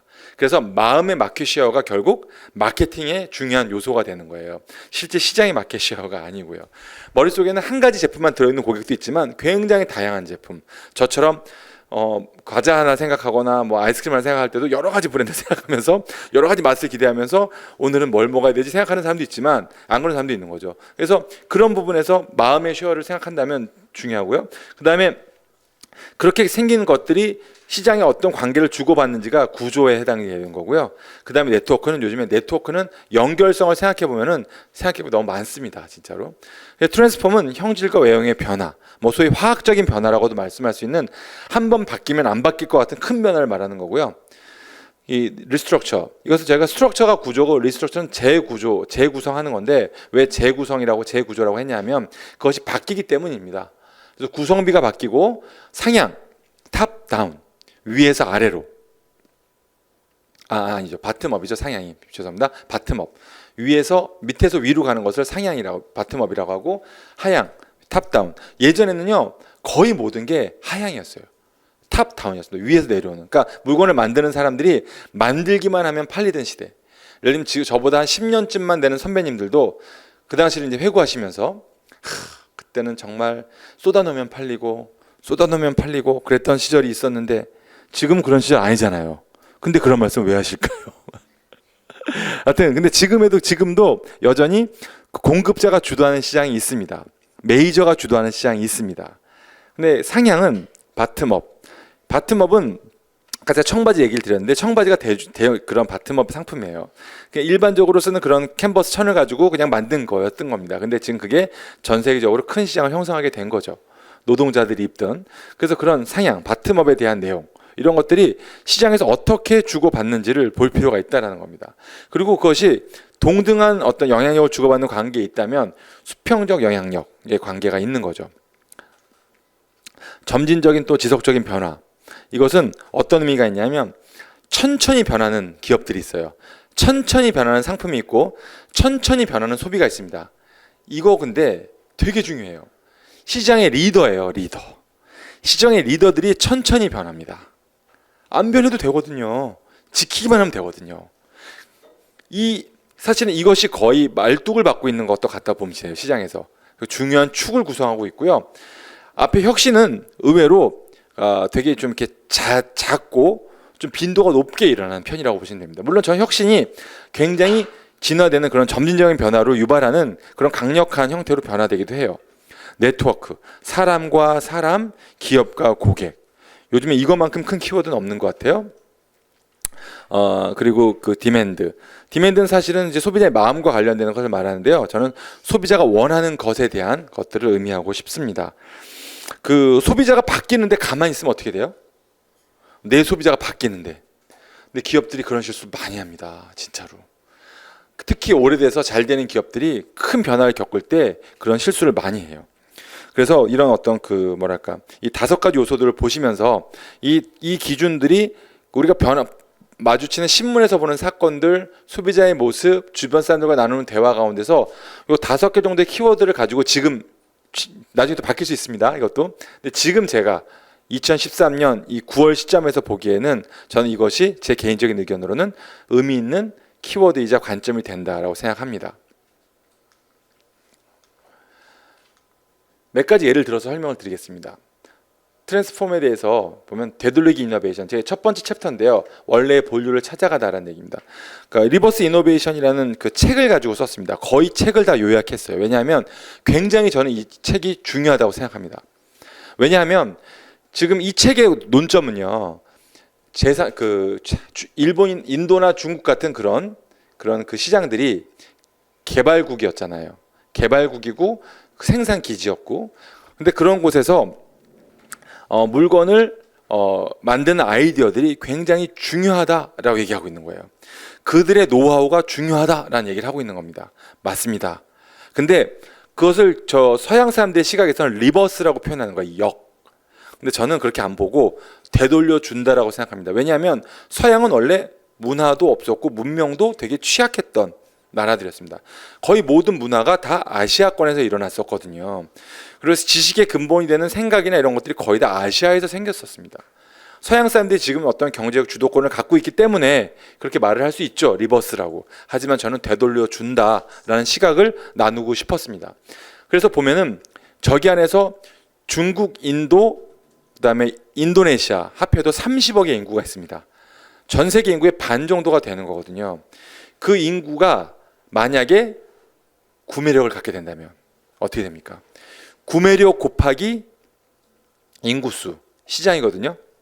인구수가 많은데 구매력이 점점 올라가요. 자, 보시겠습니까?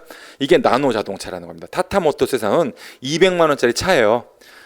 200만 원짜리 차에는 사이드미러도 한 개밖에 없고요. 실내등도 없습니다. 그 제가 이 차를 직접 타봤습니다. 저 인도를 좀 자주 갔었거든요. 관심이 좀 있어서. 근데 이 차는 예전에 인도에 다른 차랑 뭐 별 차이는 없어요. 껍질만 좀 예쁘고 깨끗해진 겁니다. 근데 이 차가 어떤 의미가 있냐면 2,000불짜리 자동차인데 이것이 타타모터스에선 5,000불짜리 프리미엄 모델을 만들겠다는 겁니다. 5,000불이면 뭐든지 다 넣을 수 있대요. 그 나라에서. 그러면 첫째, 그 타타모터스라는 회사에서 예측하기로는 인도 인구의 75%가 자동차를 쓸 거라고 생각합니다. 지금은 거의 안 쓰죠. 다 오토바이 쓰고 있습니다. 이 자동차를 개발한 사람이 라탄 회장이 많은 사람들이 오토바이에 위험하게 다니는 것을 보고 국민차로 나노를 만든 겁니다.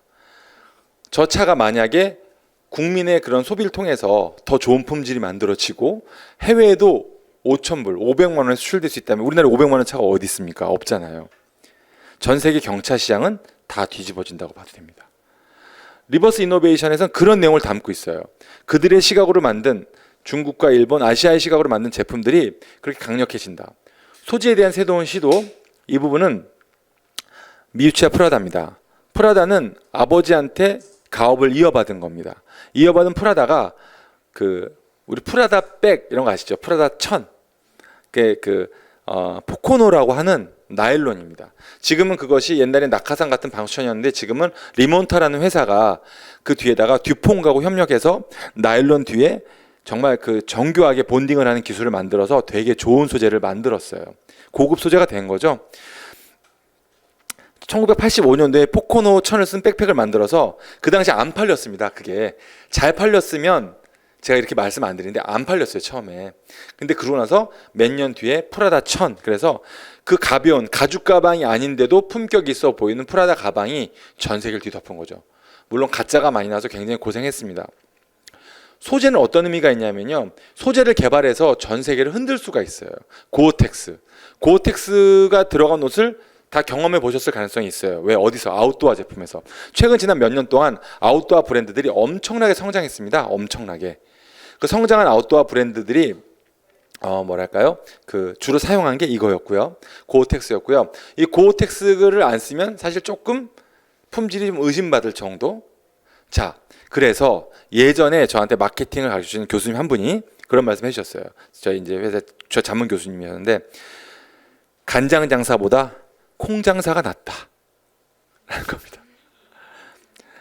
실제 소비 제품보다는 원료, 보이지 않는 원료를 장악하고 있는 것이 결국은 큰 손이다라는 겁니다. 이것은 그러니까 어떤 이슈가 있냐면 소재 이슈가 많아요. 가죽을 쓰면은 지금 요번에 이제 결혼한다고 뭐 그 말한 이효리 가죽 치마 입고 나왔다가 난리가 났었잖아요. 동물 애호가가 강아지를 사랑한다면서 뭐 난리가 났습니다. 근데 한편 그런 또 환경 친화적인 제품을 하기 위해서 핸드백을 만드는 사람들은 또 스텔라 맥카틴이라는 사람은 합성 수지를 써서 만들어요. 그럼 환경에 문제가 있잖아요. 환경이냐 동물 보호냐. 어찌할 바 모르는 그런 갈등이 있는데 이거는 독일의 질센더라는 미니멀한 정말 간결하게 옷을 만드는 분인데 이게 만화 영화 스누피 보면은 도시락 봉지거든요. 이걸 만들었어요. 그 천으로. 근데 그 도시락 천은 아니에요. 그 봉지 천은 아니에요. 그 봉투 천은 아닙니다. 좀 고급스러운데 이것이 300불에 나왔습니다. 300불. 종이 가방이. 손잡이도 없는 가방이. 근데 이것이 3주 만에 완판됐어요. 그래서 300불이 비싸다 어쩌다 말할 시간이 없었어요. 무슨 종이백이 비싸 하는데 야 하기 전에 완판돼 버린 거예요. 이런 종이백, 이런 수요들이 새로운 아이디어로 계속 도입될 겁니다. 이것도 이런 형태를 안정하기 위해서 뭔가 뒤에 가공이 되어 있어요. 그렇게 평범하진 않습니다. 이제 구조에 대한 얘기를 좀 하면, 콜라보레이션. 이게 그 앱솔루트라는 보드카입니다. 앱솔루트는 마케팅을 자기 병의 형상을 가지고 하죠.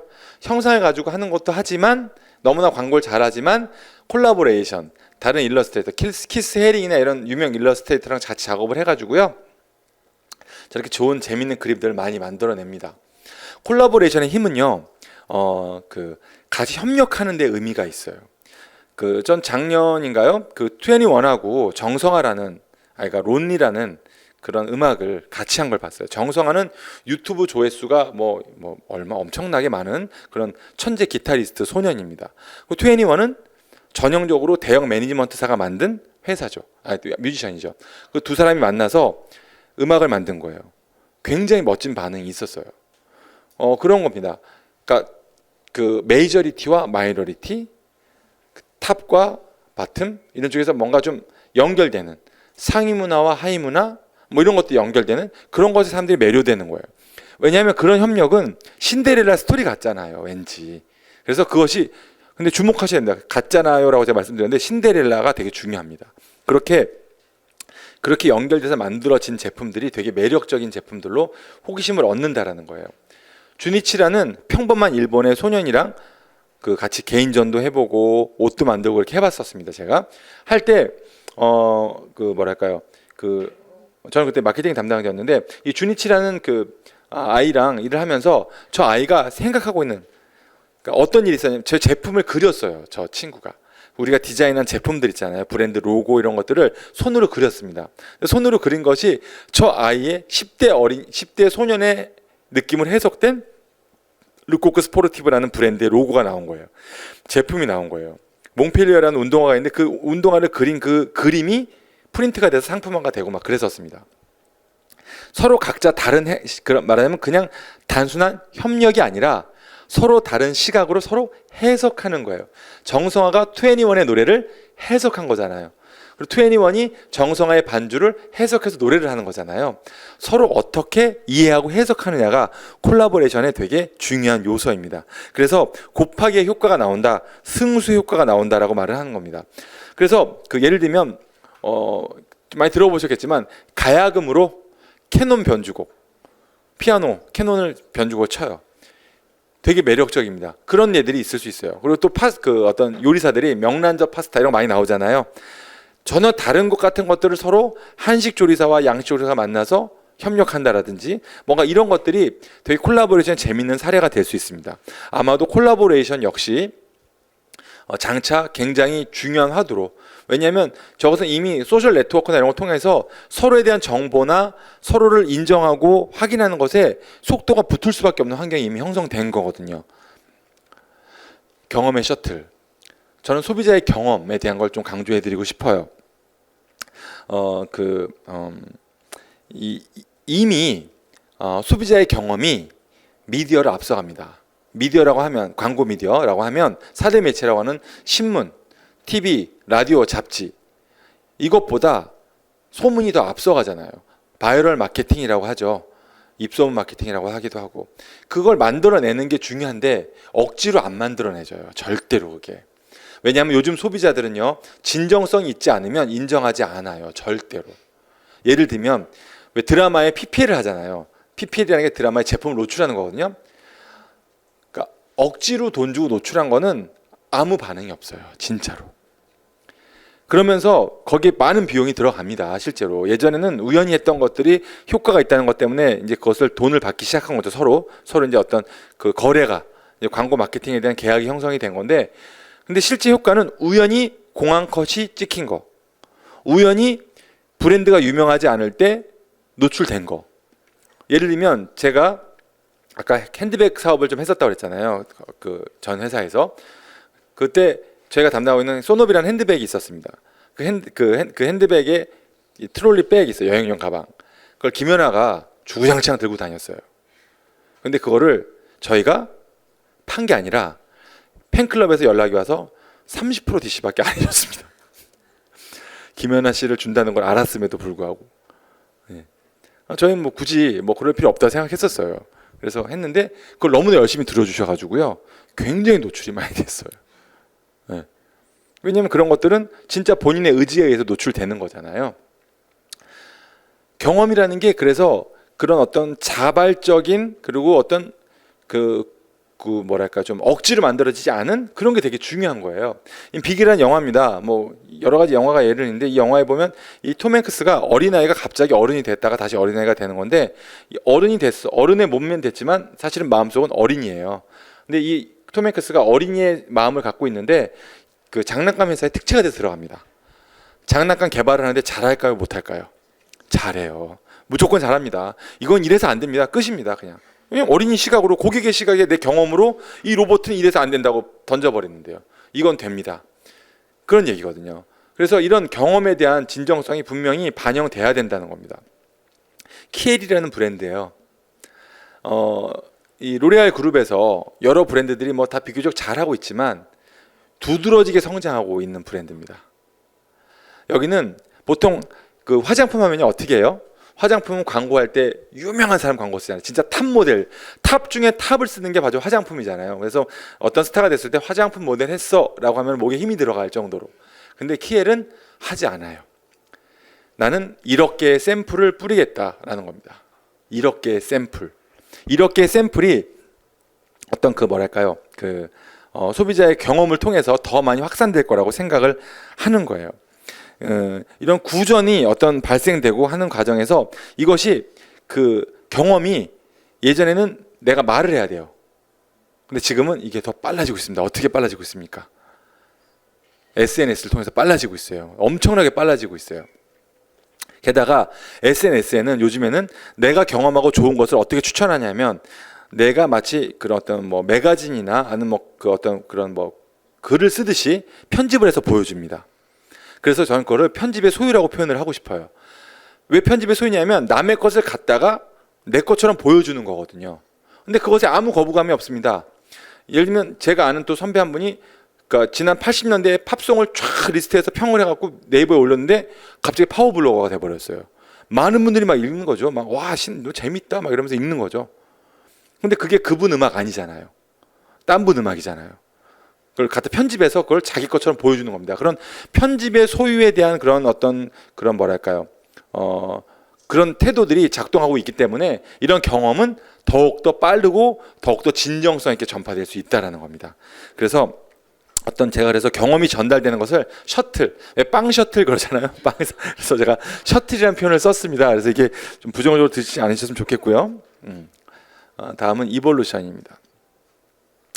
정확도를 높이려면 소비 시점 가까운 상품을 기획하라라는 내용입니다. 폴로나 나이키 같은 것들은요, 물건을 주문받을 때 10개월 전에 주문을 받아요. 10개월 전. 그러니까 내가 물건을 9월 달에 판매할 거면 거꾸로 10개월 전. 그러니까 1월 달 그때쯤 주문을 하는 거죠. 심할 땐 12개월 전에 할 때도 있어요. 나이키도 마찬가지고요. 근데 그런 것과 달리 유니클로, 포레버 21, H&M 같은 데들은 어떻게 하냐면 직접 물건을 만들죠. 주문을 받지 않습니다. 알아서 물건을 만드는데, 이 유니클로를 포함한 이런 SPA 브랜드라고 하는 것들, 직영 체제로 움직이는 이런 대형 매장들의 특징은 뭐랄까요, 다품종 다량 생산이라는 겁니다. 다품종 다량 생산. 그러니까 많은 품종을 만든다라는 거예요. 폴로나 나이키는 다품종은 아닙니다. 근데 여기는 정말 많은 제품들을 만들어 가지고요, 정말 가보시면 너무나 많은 옷들이 있잖아요. 그런 것들을 가지고 잘 되는 것과 안 되는 것을 구별해가면서 계속 팔아내는 거죠. 근데 이 유니클로 같은 데가 되게 중요한 어떤 또 힌트가 될 수 있는데, 유니클로는 본인이 만들고 있는 제품을 생필품이라고 얘기하는 거죠. 그 대표이사가. 생필품이라고 말을 하는 것은 반드시 있어야 되는 품목이다라는 얘기를 하는 겁니다. 그렇다 그러면 옷이 그런 게 있느냐? 유니클로 가보시면 그렇게 제품 기획이 되어 있어요. H&M은 상대적으로 유명한 디자이너들이랑 이렇게 콜라보레이션을 해서 막 줄을 쓰잖아요. 막 라가펠트의 제품이 나온다. 그럼 막 밤새 줄을 서 있고 막 이럴 정도로 그런 걸 잘하고 있고, 약간 각도는 다릅니다만 하여튼 다품종 다량 생산입니다. 제가 최근에 준비해서 런칭한 콜렉티브 소울이라는 브랜드인데요. 이 브랜드는 제가 동대문이라는 곳을 베이스로 해서 생산이 움직입니다. 이곳은 제가 미국 가서 상담을 할 때, 이 브랜드의 수출을 갖고 상담을 할 때 그들이 깜짝 놀랐던 것은 뭐냐? 그 사람들은 2월 달에 8월 달 물건, 주문하고 싶어 해요. 근데 저희 2월 달에 3월 달 팔 거 갖고 나왔거든요. 3월 달 팔 거. 이게 가능하냐? 생산은 얼마까지 가능하냐? 말하는 대로 해줄 수 있습니다. 그런 거예요. 왜냐하면 그게 가능해진 것이 다품종 소량 생산인데, 다품종 소량인데 소량을 다량으로 만들 수 있는 생산 시스템이 있는 거예요. 그러니까 저는 이 얘기를 왜 드리냐면 소비 시점에 점점 더 가까워진다는 겁니다. 왜? 그러니까 최근에 제가 저희 브랜드를, 제가 담당하고 있는 브랜드를 미국 바이어한테 판매하기 위해서 미국에 있는 에이전트한테 샘플을 보냈어요. 근데 그것을 가을 겨울 걸 팔기 위해서 샘플을 품평 보낸 게 6월 달이었습니다. 6월 달에 가을 거를 품평하지 않아요. 근데 그게 왜 일어났냐면은 구매를 안 해요. 그러니까 예를 들면 구매 담당자가 100이라는 예산을 갖고 8월 달부터 가을 겨울 팔 거를 2월 달에 주문을 하는데 다 주문하지 않고 50만 쓰고 50을 놔둡니다. 왜? 자신이 없으니까. 아까 말씀드린 예언자가 아니잖아요. 아까 그런 막 트렌드 시트에 나오는 물건을 보고 한다고 해도 안 맞을 가능성이 많다라는 겁니다. 그런 부분에서 굉장히 위험한 거죠. 그래서 가까울수록 유리하다. 가까우려면 생산 시스템이나 어떤 물류, 그러니까 우리가 또 이런 건 또 약간 좀 검토해 봐야 되는데요. 공급의 체계나 생산의 체계가 어떻게 움직이고 있는지, 조달의 방법도 관점을 잘 두고 보셔야 됩니다. 결국 우리가 무슨 사업을 막 얘기하잖아요. 그냥 편하게 무슨 커피숍이 잘 될 것 같아, 어떤 빵이 잘 될 것 같아. 근데 결국 그거를 조달할 수 있는 방법이 없다면 그 아이디어는 없어지는 거랑 똑같은 겁니다. 아까 제가 인터뷰했던 아저씨 얘기 드렸잖아요. 신고 있는 구두가 이런 구두입니다. 이런 구두. 소위 말하는 X 구두라고 하는 건데 이런 구두를 신고 다니셔요, 실제로. 근데 예전에 그분들이 다 맞춤 양복 입고 사시던 그런 분들이시거든요. 지금 이 맞춤 양복의 시대는 가지 못하더라도 클래식한 아이템들이 많이 나오기 시작했어요. 되게 이 클래식한 아이템들이 많아진다라는 의미는 남성들이 되게 유리해지는 겁니다. 예를 들면 이렇게 별거 아닌 이런 거라든지 뭐 구두라든지, 그러니까 평범하고 심플한 이런 옷차림에서 클래식한 아이템을 하나만 더 해줘도 아까 그 반바지만 입고 했던 그 그룹에서, 반바지 회장 입고 나와서 그 센세이션 일으켰던 그 그룹에서 얼마 전에 제가 이 구두를 좀 보내드린 적이 있었어요. 전 회사에서. 왜냐? 그 회사에서 그 임원들 코디에 대한, 착장에 대한 그런 지도를 하는데 그 얘기를 하겠다. 브라운 구두를 신겨보겠다.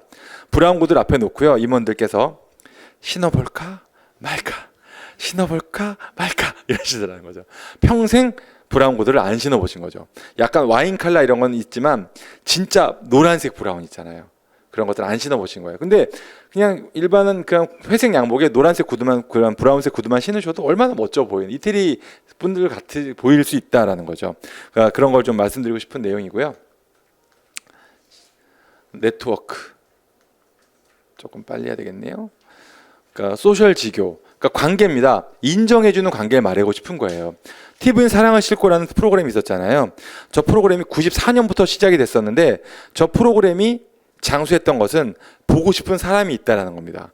보고 싶은 사람에 대한 내용들이 요즘에 또 많이 나타나서 최근에 네이버 밴드라든지 페이스북 이런 걸 통해서 친구들이 막 찾아지는 거죠. 저희 동창들은 거의 다 밴드에 가입했어요. 그래갖고 거의 그냥 무음을 해놓지 않으면 계속 띠링띠링 소리가 계속 납니다. 계속. 그러니까 왜냐하면 말할 데가 없는 거예요.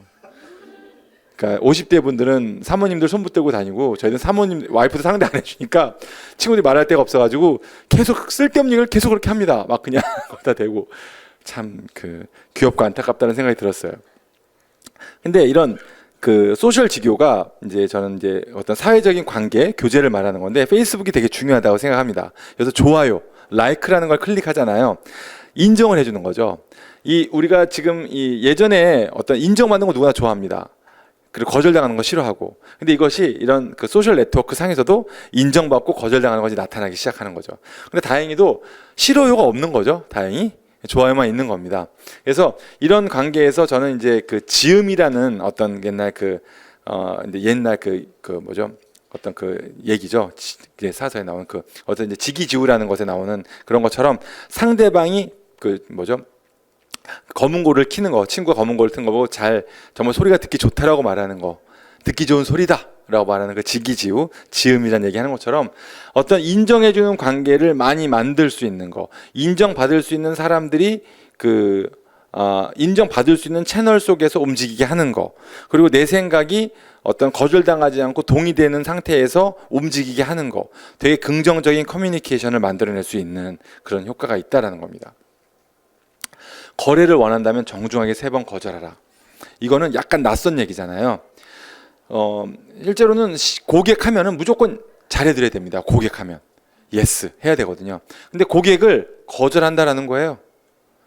제가 같이 이제 예전에 이제 제가 판매사원 교육도 많이 담당했었는데, 한 매니저는 와서 얘기하잖아요. 막 언니 나 왔어. 고객이 와서 얘기해요 매니저한테. 나 오래간만에 왔어. 그러면 그분이 매니저가 뭐라면 나 바빠. 이렇게 얘기해요. 그러다가 좀 있다가 계속 말을 걸면 옷을 막 그냥 아무 옷이나 담아가지고 사이즈 아니까 여러 옷을 담아가지고 주고 나중에 와서 필요한 것만 계산해. 옷을 줘서 보내요. 진정한 단골이에요. 진정한 단골. 그러니까 그냥 옷을 외상으로 줘서 보내고 와서 나중에 사도록 하는 겁니다. 근데 그 사람이 안 보는 것 같지만 그 매니저가 그 고객에 대해서 정말 관심 어린 무관심인 거예요. 지극히 관심이 있는데 일부러 자기한테 따라오게 하기 위해서, 나를 더 좋아하니까 밥 한 번 사면 거의 고객들이 쓰러진다는 거예요. 언니 내가 순두부 살까? 내가 냉면 사줄까? 이렇게 하면 그냥 쓰러지는 거예요. 나갈게. 언니 내가 냉면 살게. 네가 웬일이야, 나갈게. 이렇게 되는 거예요. 그런 것처럼 3번 거절한다는 것은 우리가 팔지 않아도 판다. 그러니까 마케팅의 가장 원초적인 정의일 수 있어요. 팔지 않아도 판매한다라는 게 마케팅입니다. 그게 판매하기 위해서 뭔가를 하는 게 아니라 안 팔아야 돼요. 안 팔아. 그래서 이 리몬타라는 회사의 쇼룸 사진입니다. 아까 그 일본 쇼룸인데요. 엄청나게 큰 비즈니스를 하고 있는데 호텔, 정말 작은 호텔에 한 방을 꾸며서 저렇게 해요. 왜? 명품이 다 와서 합니다. 일본의 모든 명품에서 다 상담을 해요. 근데 왜 이렇게 하냐면 다 알아서 사니까. 알아서 보고 알아서 주문하고 하니까요. 그런 거예요. 그래서 이분들 그리고 하동관이라는 식당, 곰탕 유명하잖아요. 여기도 재료 떨어지면 안 팔아요. 그런 게 바로 저는 그러니까 고객에 대해서 우리들이 어떤 관점을 가지고 있느냐. 너무나 잘해드리는 것만 다가 아니라 정말 좋은 품질, 정말 그분 고객들이, 우리 소비자들이 우리를 선택하기 위해서 정말 최선의 어떤 조건을 만들어 드리는 것이 중요하다라는 거죠. 근데 정중하게 3번 거절하는 것은 일본의 한 명품 회사의 매뉴얼입니다. 유럽의 한 명품 회사의 매뉴얼입니다. 직원들 교육을 시킬 때 2번까지는 최소한 거절하고 반드시 3번까지 거절해라. 그럼 반드시 거래는 생사된다. 단 정중하게 얘기한다는 거죠. 소비자가 원하는 것에 대한 변화. 친도적인 발상, 친도구라는 말은 한문으로는 이렇게 씁니다. 찰스 핸디라는 사람이 책에서 언급돼서 유명해졌는데요. 우리가 사들이는 불필요한 것. 그러니까 우리 와이프는 제가 사는 모든 게 친도구예요. 쓸데없는 거 산다고. 지금도 보면 좀 제 방을 볼 때마다 저도 한심한 부분이 있긴 한데, 근데 그것도 못 버리게, 전 절대 못 버리게 하거든요. 나 어딘지 다 안다고 절대 못 버리게 해요. 예. 이 친도구는 우리가 사들이는 불필요한 거, 하지만 또 이게 선물적인 의미로 보면요, 받았을 때 기분 좋은 거. 직접 사긴 뭐하지만 받으면 기분 좋은 걸 말하기도 해요. 여자분들은 물건 사는 거 되게 좋아하잖아요. 항상 뭔가를 더 사야 되고, 쇼폴릭이라는 영화가 그렇게 나왔던 건데, 그러니까 그냥 사들이는 것처럼 보이지만 다 이유가 있어요. 전 여자분들이 물건 사는데 이유 다 있다고 생각합니다. 그런가요? 네, 그러시죠? 네, 불필요하다고 생각되는 것들은 가끔 남자들이 그런 게 많은 것 같긴 한데, 근데 하여튼 이런 친도구적인 아이디어가 좀 힘이 될 수 있는 겁니다. 그러니까 불필요한 것 같지만 재밌는 거, 이런 것이 새로운 아이디어가 될 수 있다는 거예요. 저런 거를 우리가 만약에 버린다면 새로운 아이디어나 새로운 상품들은 거의 나오지 않을 겁니다. 명품, 이 명품이라고 하는 것과 좀 전에 말씀드렸던 유니클로가 자기 상품을 생필품이라 하는 것과 연동이 돼요. 철저히 품질 중심입니다. 그러니까 명품이라는 것이 럭셔리, 고급스러워 보이는 그런 게 아니고요. 실제 제품이 명품이어야 되는 거예요. 지금은 다 알아요. 초밥도 아까 잠깐 나왔지만 명품 초밥 만들기 위해서 얼마나 노력을 합니까? 좋은 김을 찾기 위해서, 좋은 쌀을 찾기 위해서, 좋은 생선을 찾기 위해서. 샤넬백, 우리나라 흉내가 많잖아요. 결코 똑같지 않습니다. 왜? 여기에 양각된 몰드를 써서 이 퀼팅 박음질을 할 때요, 훨씬 더 도드라지게 부품하게 만듭니다. 이런 백, 퀼팅백은 누구나 다 많이 흉내내서 만들어요. 많이들 갖고 계시기도 하고. 하지만 샤넬은 다릅니다. 분명히 다릅니다. 제가 친한 홍승환 씨라는 디자이너가 만든 옷인데 이것도 명품은 아니에요. 그냥 약간 디자이너 제품이긴 한데 가격은 좀 비쌉니다만 그 안쪽에 재밌는 디테일들이 다 있어요. 이유가 있는 몸의 형태를 잡아주거나 이런 것들. 이렇게 저는 명품적인 것들이 어떤 그런 뭐랄까 발상에서 이렇게 어떤 품질을 완전히 하기 위한 그런 발상적인 접근이 굉장히 중요하다라고 생각합니다. 그래서 저는 생활명품, 대중명품에 대한 것도 굉장히 생각을 하거든요. 왜냐하면 저랑 알게 된 일본 디자이너 한 명이 디자인 되게 잘하는 친구였어요. 근데 그 친구가 지금은 그만두고 가업을 이었습니다. 그 가업이 뭐냐면 까만 빵 굽는 거예요. 까만 빵. 진짜 새까만 빵. 새벽 4시에 일어나서 빵을 구워서 아침 9시에 업무 끝납니다. 그래서 물론 좋겠다. 근데 가업을 이었는데 너무 행복해하는 거예요. 왜냐면 그 빵은 가업 대대로 내려오는 유명한 빵이거든요. 맛있습니다, 진짜로 까만 빵, 진짜. 그러니까 그런 것들이 좀 이렇게 뭐랄까 내가 정말 자신 있는 품질, 내가 소비자가 정말 좋아할 만한 그런 뭐랄까 어떤 형태를 갖춘 조건이 있는 그런 것들을 만든다라면 저는 충분히 명품적인 조건이 만들어진다라고 생각해요. 이렇게 해서 지금 좀 시간 때문에 제가 조금 빨리 얘기를 드렸습니다. 이 부분은 책에 대한 뭐 간단한 제 관점적인 것들에 대한 그 어떤 그 키포인트들 좀 말씀드렸다고 볼 수가 있고요. 제가 글 머리에 스티브 잡스의 글을 썼습니다. 어떤 일이 벌어질지 예측할 수 없고 다만 우리는 어떤 방향으로 가는지 감지할 수 있다. 그리고 그것이 우리가 할 수 있는 전부다라고 잡스는 얘기하고 계셨어요. 그리고 뒤로 물러나면 그 일이 저절로 움직일 거다. 저는 일부는 동의하고 일부는 동의하지 않아요. 그래서 글 머리에 붙였던 겁니다. 왜냐? 저희들이 감지할 수 있어요. 감지할 수 있지만 뒤로 물러나서 보면 안 됩니다. 그래서 잡스가 한 말에 감히 제가 뒤에 붙이긴 좀 그렇지만 글 마무리에 제가 그 어떤 인터뷰 기사의 내용에서 제가 이렇게 글을 좀 마무리했는데요.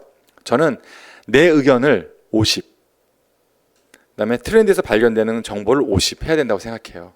왜냐하면 우리가 생각하는 의미가 분명히 반영되지 않는다면 좋은 결과를 결코 만들 수가 없습니다. 그래서 이런 어떤 뭐랄까요?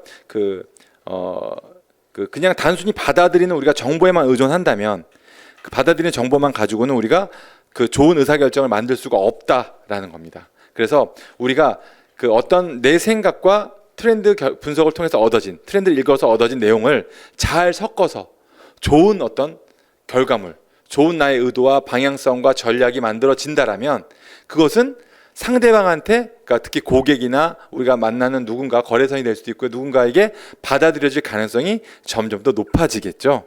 네. 저는 그래서 이렇게 본인의 의견을 꼭, 왜냐하면 자기 의견을 안 담고 얘기하신 분이 많으세요. 특히 요즘에 더 그렇습니다. 아까 편집의 소유가 확장되면서 내 의견을 말하지 않고 뒤로 숨으려는 경우가 많습니다. 반드시 내 의견이 들어가야 됩니다. 그러지 않으면 이런 일은 자기 것이 될 수가 없습니다. 절대로.